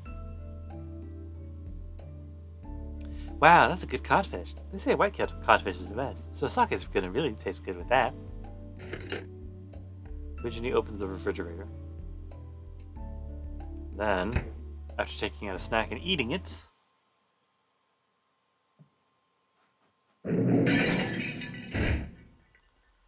Wait, why is Tosaka-san here? Hey, Tosaka-san, it's not hello. What are you doing here at this time? After swallowing her snack, Fujini marches into the living room. Emiya-kun is treating me to dinner. As for you, aren't you lacking a bit of common courtesy, coming in here without ringing the doorbell? The Tosaka army calmly counterattacks Fujini. I'm a supervisor here. Sure, Emiya-kun's dad put me in charge here, so I'm like family here. I see. Then I shall formally greet you. Hello, Fujimura-sensei. I spent the whole day here. I will continue to study for the exam with Emiya-kun after dinner, so please do not mind us. What? Shiro... No, Emiya-kun, what is the meaning of this? Since when did you decide to hold a study session with Tosaka-san? Sensei, please do not push yourself. If it is hard to address him in that way. It does not concern me how you may call Emiya-kun. I do not care how you call him by his name, or with Chan added on. I respect people's privacy. Tosaka-san, did you hear about it from Sakura-chan?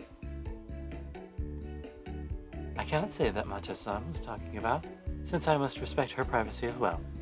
But I wish it is you. Yeah, but I wish it is as you imagine.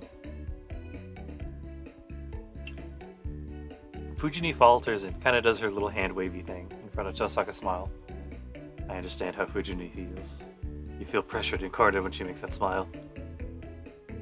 It is not the bright and happy smile it looks. I guess the match is decided. I can leave them now. Actually, it wasn't even a match to begin with. It's only a matter of time before Tosaka talks Fujini down.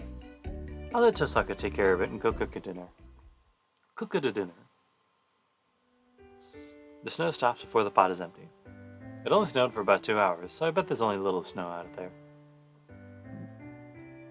Sure, I put the dishes in the sink. Oh, thanks. I'll go wash them real quick. I get up and head to the kitchen. Are you doing the dishes? Maybe I should do it. It doesn't balance out if I'm the only one getting treated. Jessica gets up if Suji sits down. The proposal's delightful, but I can't let a guest do the dishes. Now, you'll just owe me one.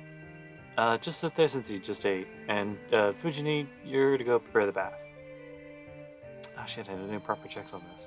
I hope it's alright. Alright, I know. Fujini's obedient, maybe because she's full now. It'll be easy for me if she was always like this, but it's kind of boring as well. Ah, I dropped another plate. It's been 20 minutes since I started doing the dishes. This is the second plate I've dropped on the floor. Hopefully not in those 20 minutes. I can't excuse myself saying that it's because my left hand is numb. I must be lacking concentration if I'm dropping dishes because it's such a small problem. I calmly think for a second that I should put it off until my left arm heals, but I shake off that idea. I roll up my sleeves and continue with the dishes. Nobody has said anything about the plates I've broken. I can only accept it if it is some outside factor, but I can't escape an internal factor causing it. There's no way I can't win against myself, so I can't admit defeat.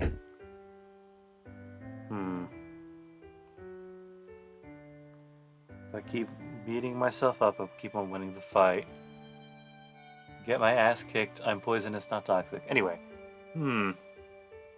As a result, I've recklessly increased the damage. That is the third plate I've dropped. I put a towel below me after I dropped the first one, so fortunately it didn't break. So it shouldn't be a problem, but it's really awkward having Tosaka's eyes on me every time I drop a plate.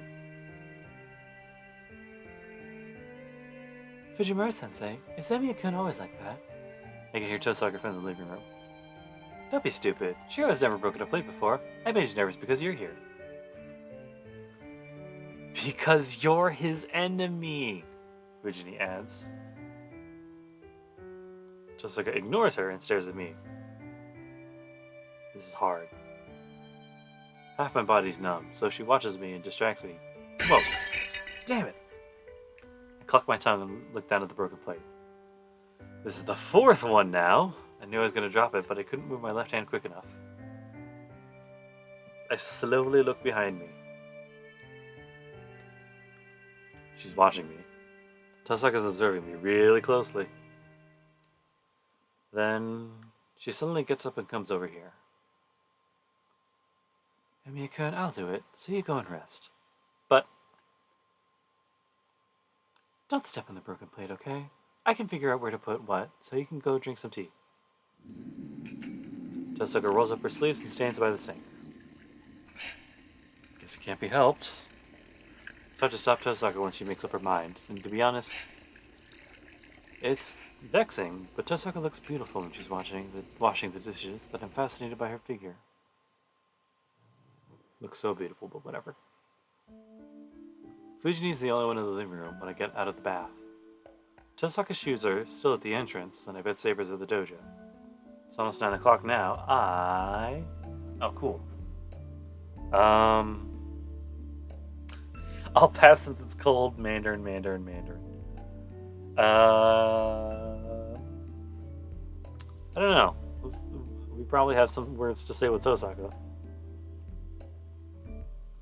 I thought that would work. What about this? No, okay. Mandarin. The problem is Tosaka. It's getting late, so I have to get her to go home. Fujini, do you know where Tosaka is? I think Tosaka-san went out to the yard. She asked me what kind of was over there in the corner. Corner of the yard? Does she mean the shed? My shed? But why does she have any business there?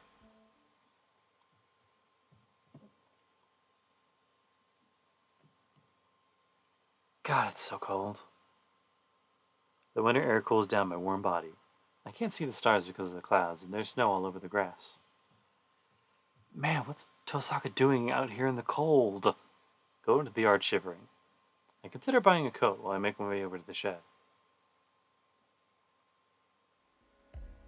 Emiya-kun? Come on, what are you doing out here? It's getting so late. We don't have time to be playing around. Oh yeah, this place really is cold. Wow, hey, cold. She's suspicious. She asks so suspiciously that I'm starting to get curious. Tosaka, the door to that shed's open. That wasn't me. It was open when I first got here. That's weird. I thought I locked it from the outside. That's a false charge. First of all, you can only lock that worn-out door from the inside. Yeah, that's right. The door's always open and you can only lock it from the inside. So how'd you know that, Tosaka?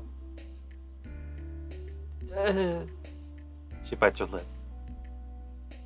I'm beginning to understand that Tosaka's are really weak against surprise attacks coming from unexpected places. Attack 100.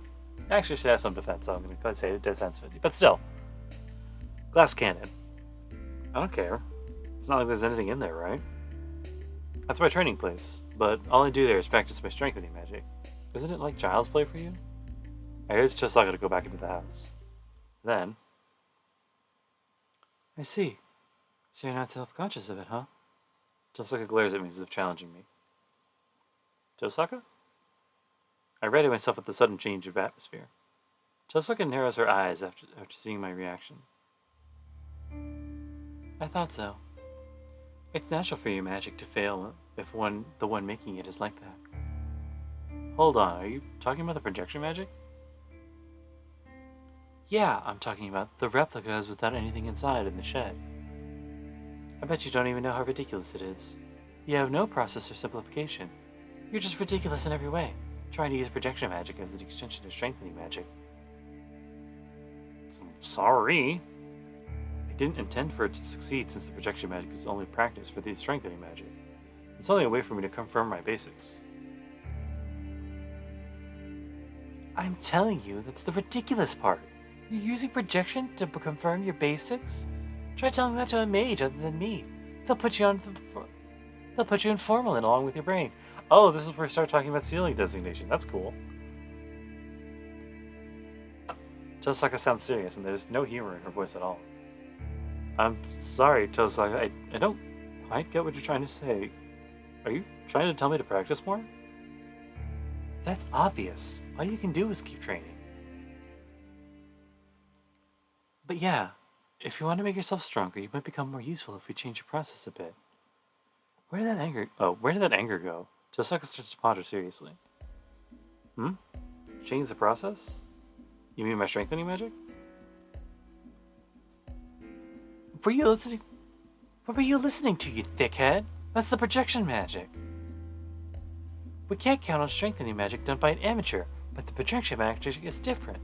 You were able to temporarily project archer's swords, so you'll immediately be a force if you can do that again. Tosaka, that's plausible, but yesterday was just luck. I'm certainly not going to be able to do that again if you tell me to. That's why you're an amateur. If you're able to do it by chance or by will, you should be able to do it anytime. First of all, that wasn't luck at all. Mages that work on the outside world like me have a lot of magic that we can't use, but you're getting all the required materials from within you, so there shouldn't be any magic that's impossible for you. What? I'm getting it from the inside. Isn't that natural? Magical energy is made from the magic circuit within you, so it's all coming from within. Always. Jeez, I guess it can't be helped since you taught yourself, but this is pretty bad. Projection doesn't even need to be mentioned, but I guess I have to teach you from scratch about everything else as well. Tosaka sighs. I know I'm an amateur, but it pisses me off if Tosaka says so. Hey, that's none of your business.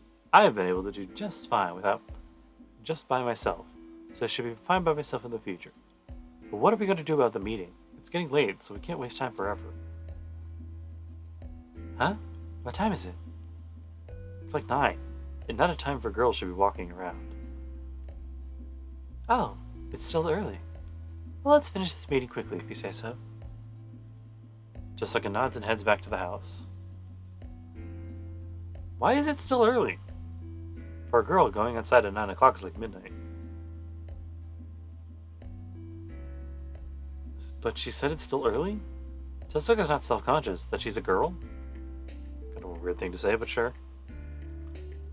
No, let's stop that scary thought. I shake my head and erase the ominous thought.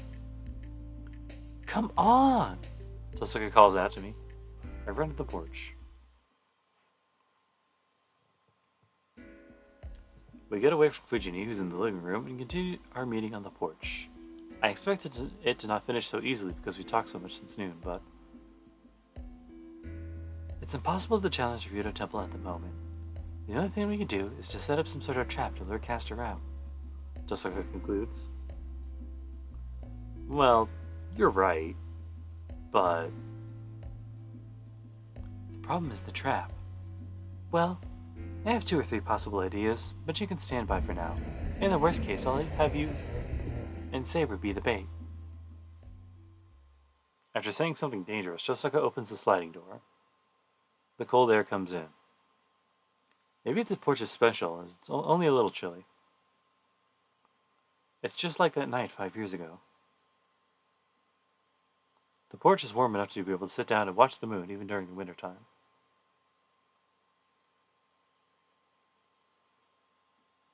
Come on. It's a good bounded field. I feel some human emotion. I'm like, oh, it's a good bounded field. I feel some human emotion. Unlike the one at my place. Tosaka murmurs while sitting on the porch, staring into the yard. Do you want to sit here with me?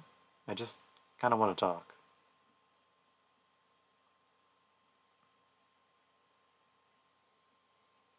I sit next to her silently. She says she wants to talk, but she doesn't say anything. I can't do anything else, so I stare at the yard absentmindedly. Can't see the moon. My breath is white, probably because it snowed earlier. When I look into my side, Tosaka's staring at the yard with white breath as well. I can touch her shoulders if I move a bit. I'm not disturbed by that fact. Is it because I'm getting used to her, or because of the winter night? Tosaka's so close to me, but I feel so calm. So, what did you want to talk about, Tosaka? I ask her, feeling that she's waiting for that question. Well, this place is a bit special. I just thought that you might be fine as you are right now. Bo, do you mean I'm good enough as an amateur? Not exactly, but maybe so. I don't know what kind of a mage Emi Kiritsugu was, but this place is really natural. It's very open, even though this is the workshop of a mage. All the doors are open, free for anyone to come in and leave. It's probably not bounded by anything because there's no knowledge here to protect. I think that's what your dad meant by telling you to become a magic user and not a mage. You have nothing, but in its place you can go anywhere. What, you're not like that? No, my place is different. My mansion is called a haunted house, and it really is.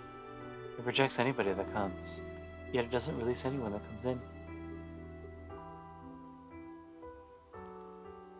I sometimes think it's wrong, but it's not something I can change.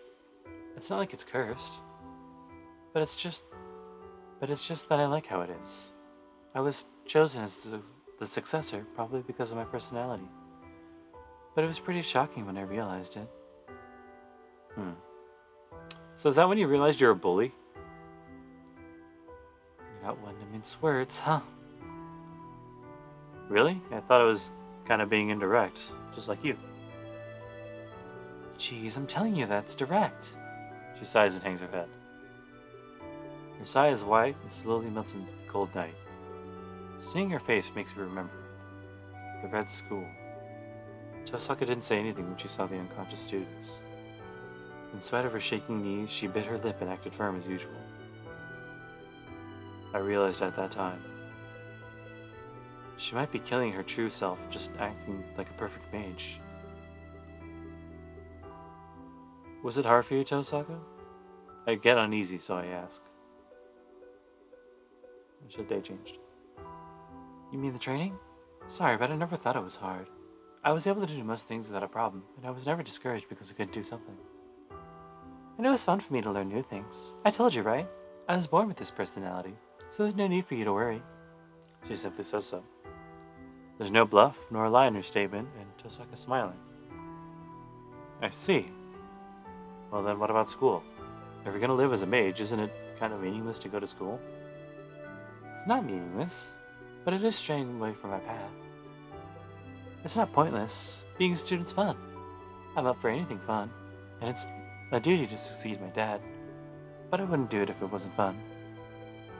I became a master because I wanted to test my powers, and I'm cooperating with you because you're funny. Ignoring the comment that I'm funny, my worries disappear. Family of mages. I thought Tosaka was carrying a dark shadow because she's bound by this heavy history and bloodline. But that was just my prejudice. The Tosaka family is not a burden on her. She's done what she's wanted up until now. I see. I'm glad you're having fun. Thanks. So I'm sure you're having fun too, if you're saying that, right? You wouldn't be able to continue training unless that's the case. Just like I said so as if it's natural. But, I can't nod back. Hey, why are you silent? Your dad didn't force you, right? But you continued training in spite of that, so that must mean it was fun. Well, I don't think I ever considered it fun. For Miyashiro, magic has always been a life-threatening trial. I know I don't have the aptitude, but I still clung to it, wanted to be like Kiritsugu. For my first year, I trained all the time except for sleeping and eating. I honed my sensitivity, facing death every night. I just repeated that for 8 years. I didn't think it was tough, but I didn't think it was fun. Wait, answer me, Emiya-kun. I might have severely misunderstood you. Tosaka glares at me seriously. Crap. You have to answer if she makes a face like that. Yeah, I never thought training in magic was fun. I never considered magic or training to be fun. But I was glad to have people around me be happy. I thought I could be of help to someone if I studied magic. I wanted to be a superhero, like Kiritsugu. I learned magic for that reason. Well, that's my reason. Then what? You didn't learn magic for your own good? Huh? Wait, isn't this for my sake? I'm glad to be of help to someone. Hey now, you may be glad, but you're not having fun. Look, I'm talking about what's fun for you. I'm asking you if there's anything you consider fun. Tosaka roars out. Even if she says so, I can't answer what I don't know. I can't think of anything that's fun for me, and most of all, I'm not qualified to have such a wish. That makes me mad. In short, you're just caring for others and not even caring for your own self. She suddenly stands up and points at me. Wait, Tosaka, your finger. No, your nail's touching my nose. Shut up. Don't talk back to me. Jeez. I always thought you two were alike, but I didn't think you guys were this similar. Rejecting my protest, Tosaka closes in on me even more. Hold on. Calm down, Tosaka. Why are you so mad? I'm angry because you can't tell. Jeez, why did nobody tell you? She shakes her fist. I have to stay silent for now. I'll stay quiet until Tosaka's anger goes away. So, after venting for a while... Fine. I've decided. I'll make you admit defeat tomorrow. She says so as if smacking me with a glove. That's disturbing. Are we going to continue that fight? That fight, of course, is when she chased me around the school. I was cornered and had to surrender, but that match wasn't settled because of writer's interruption. Yep, you'd better be ready. I'll smack you a good one. Just like a psychs herself up before walking into the living room. I don't know what's going to happen. So, should I be ready for anything? Yes, Shiro, you should be. Anyway, I have to take Tozaka home. It's almost 10 o'clock. I don't know what Fujini will say if I keep a girl at my place for so long. Huh? What did you say, Shiro? I said I'm gonna walk Tozaka home. Where is she anyway? It's about time she left. Fujini's watching me with blank amazement. That's weird. Fujini should approve right away, but she doesn't seem to be in a hurry. I think Tozaka-san's in the outbuilding. She's a guest, so she has to have a proper guest room if she's staying over, right? Alright, the outbuilding is... Wait, don't be ridiculous, Fujini. Did you just say something weird? Jeez, you're the one saying strange things, Shiro. You're gonna let Tozaka-san stay over because it's so late, right? Tozaka-san just came and said so. What? Tozaka's staying over? Yep, but you can't do anything strange, okay? I'll be sleeping in the Japanese-style room, so I'll kill you if you in one blow if I hear a scream from the guest room. Fujini munches on the rice cracker. She seems normal, and it seems like she's thinking nothing of the emergency situation of having Tozaka stay over. Damn her. Looks like Fujini has surrendered to Tozaka. Oh, great timing. I was going to borrow the guest room on the right. Then, the alien I bump into on my way to the outbuilding says so lightheartedly. Her appearance makes my head spin. She's not in her uniform. This person is in my hallway, saying something ridiculous. Oh, this? I'm gonna stay over, so I had Archer bring me my things. I don't need to borrow any pajamas. Are you alright? Go to bed early if you're tired. I won't forgive you if you sleep in tomorrow. Waving goodbye, she goes down the hallway leading to the outbuilding. In a daze, I watch her go and look at myself in the mirror. My face is red as an apple. Damn it! What's she thinking, sleeping in the same house, even if we're far away from each other? I need another bath. I'll pour cold water on myself and cool my burning face down. I have to do so or I won't be able to concentrate on my training. Having Tozaka in my head.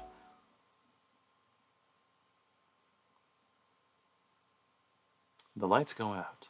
It's midnight, right when the day changes. I concentrate on my training while I look up at the frozen moon. Trace. On. I insert a new nerve into my spine. I make a magic circuit within me, make magical energy, and understand the structure of the wooden sword in my hand. Basic structure. Analyzed. I put magical energy into it and strengthen the wooden sword. I analyze the structure, alter it, and reinforce the matter. Composition. Reinforce. The usual process goes too smoothly. I don't know if it's because I became a master, but I can now easily strengthen things which used to have a success rate in the 0.1 digits. And I can make a magic circuit in a flash. No, it's not because I became a master. I'm only copying it. His swords. I'm only imitating that knight in red that I saw in the Ryudo temple. I'm imitating his twin swords, his sword technique, and now even his breathing. This is a fake. This isn't what's mine. I can't help but feel self-hatred. Shiro's skills improve just by imitating him. I know it's not my own power, but I have to rely on it. It was because of his techniques that I was able to fight off those bone creatures at school. It was because of his projected swords that I was able to fend off Kuzuki's attacks. Even now. I know that I can reproduce those swords if I seriously follow the manufacturing process. It's falsely similar to strengthening. I just have to put the start and finish, separate it into exactly 8 sections. Not trace on, simply start, but trace on, conjunction start. The words are still the same. There's no need to change the spell if it works on me. First of all, I only know I can use one spell to change myself. I put down the strengthened wooden sword. The left side of my body is still numb. I was optimistic that it would heal if I rested today, but it isn't that convenient. If this is the compensation for magic above my level, duplicating Archer's twin swords, I might destroy myself if I project one more time. Whew. I remove the nerve inside my spine. My body's free of the poison called the magic circuit, and tension escapes my body. Then, Shiro, are you not able to sleep? Saber quietly comes inside. No, that's not it. This is my daily routine, so I don't worry about it. I must be relaxed, done with my daily routine. My voice is surprisingly gentle. It was lively today. Yeah, even though they're different. It was like having two Fujinis around here. I answer her smile with a smile. Saber agrees and sits next to me. But you are training magic tonight as well? You do not change your routine no matter what happens. Huh? Yeah, it was my father's teaching to do without a day's rest. Well, that's all he taught me though. That is it? Then he has not taught you the mage's way or his knowledge? Nope. First of all, the one doing the teaching wasn't like a mage. He was a troublesome adult. He was usually spaced out and clumsy. He said he was going to enjoy what he likes, and he would play around like a child. You usually couldn't believe when he called himself a sorcerer. I could tell that I'm smiling as I tell the story about my past, the 5 years between the time of the fire and Kiritsugi's death. Come to think of it, that might have been the best time of my life. I see. So you liked him for who he was. Yeah. Tosaka might get angry if she hears it, but I admired him. He was free and not like a mage at all, but he was a true sorcerer to me. And, well, I couldn't leave him because he was more immature than I was. Yes, I understand how you feel. I had a mage of my own, but that one was immature as well. That one? Wow, it's rare for you to address somebody like that. He is an exception. He was an ancient man. I respected him and loved him. But at the same time, he was the cause of every trouble. It would have been a better age if he were not as mischievous. Wow, that's some way to put it. Sounds like a real bad dude. He was. Worse still, he was weak against love affairs. Or should I say full of love? But that led to the downfall that caused him to be confined. But knowing that old man, I'm sure he's still casually talking about love. Is she stunned or smiling? What is she talking about? Saber talks about her past and swallows her words a bit. And after a brief silence, Shiro, what is going on with the left side of your body? She questions me with the straight eyes about what I didn't want her to know. What, you knew, Saber? Anyone will notice if you break that many plates. So how is it? From what I see, it seems the only trouble is half your body.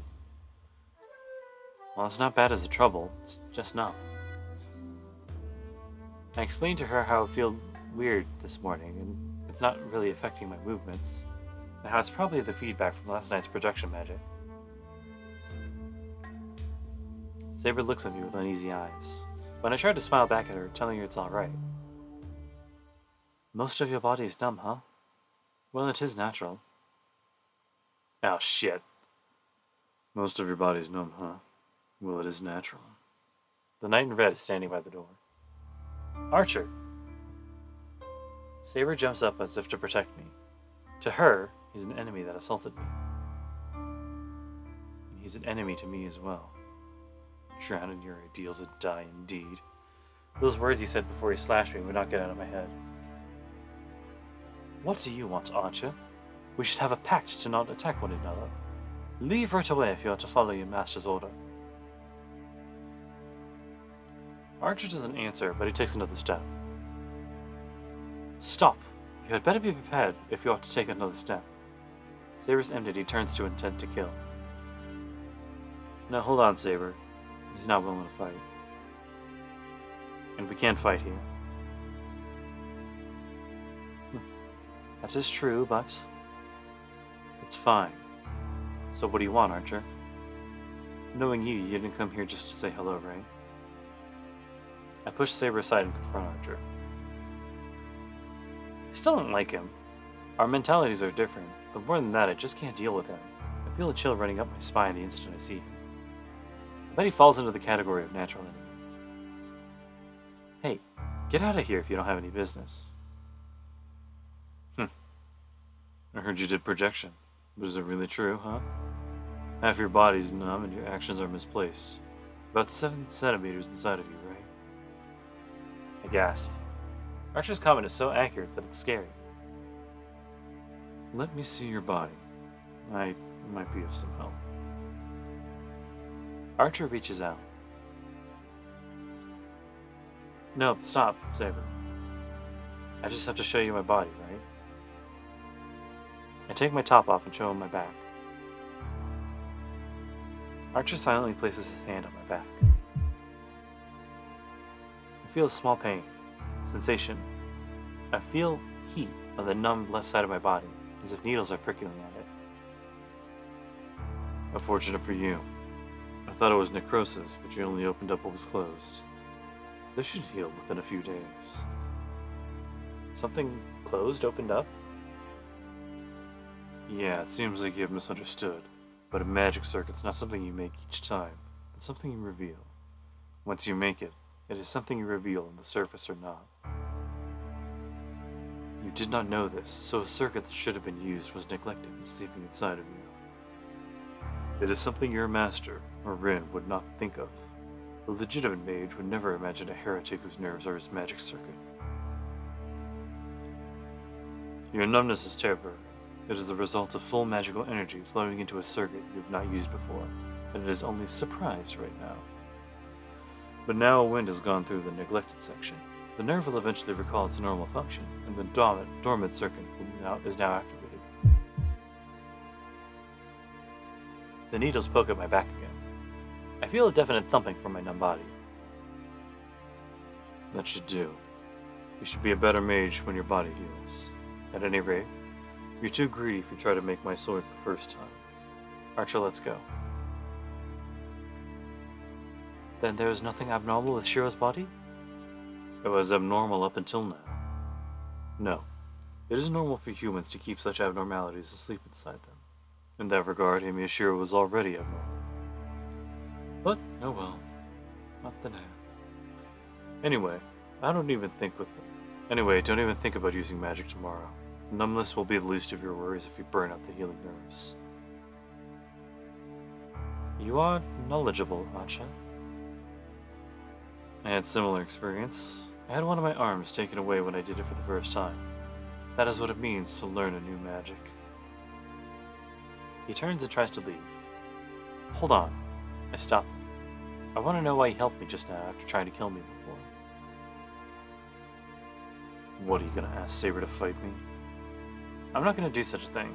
I just want to know about what you said before. Drown in your ideals and die. The meaning of it. The uneasiness of my brain won't go away until I hear it out from him. It is just as it sounds. There's nothing to explain. There's no hesitation. Archer declares seriously. That pisses me off so much that the whole vision turns white. Then what? You claim to not have any ideals, so what are you fighting for? Servants have an objective, right? Then what's the reason you fight? If you don't have an ideal, what are you fighting for? It is simple. I fight for myself. Boring ways of the world, justice, ideal. Such vague reasons are meaningless. I fight to fulfill my own desires. There is no other reason. Yourself?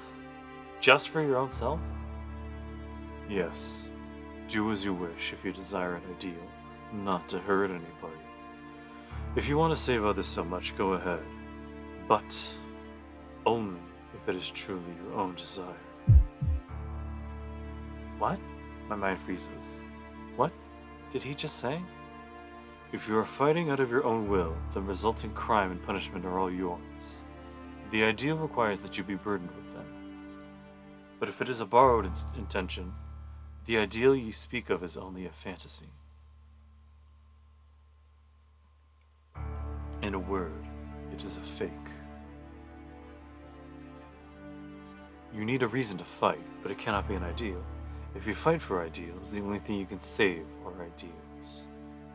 There is no way you can save people. I can't talk. I can't think of any objections. Archer's words pierce my heart like arrows. but it goes the same for Saber as well. The reason one fights is a desire to save something, at the very least. That is the case for you, Emiyashiro. Isn't that right? But salvation brought on by others is not a salvation. The only thing that saves a person is their own will and actions. A salvation brought by others is like money. Once it is used, it will only go on to someone else. I can't speak. Something... I have to say it's wrong, so why... That is why your ideal is meaningless. You can only certainly fulfill your wish to save someone, but a wish for you to save yourself does not exist. You will embrace a borrowed ideal that is not yours, and you will probably pursue it until you die. No, that's all I wanted to say. There is nothing at the end of helping people. It is a false life that can save neither yourself nor others. He turns his red back to us and leaves. I can't think of anything to say. The darkness falls. We can't look at another and just stare at the back of the guy who's no longer there.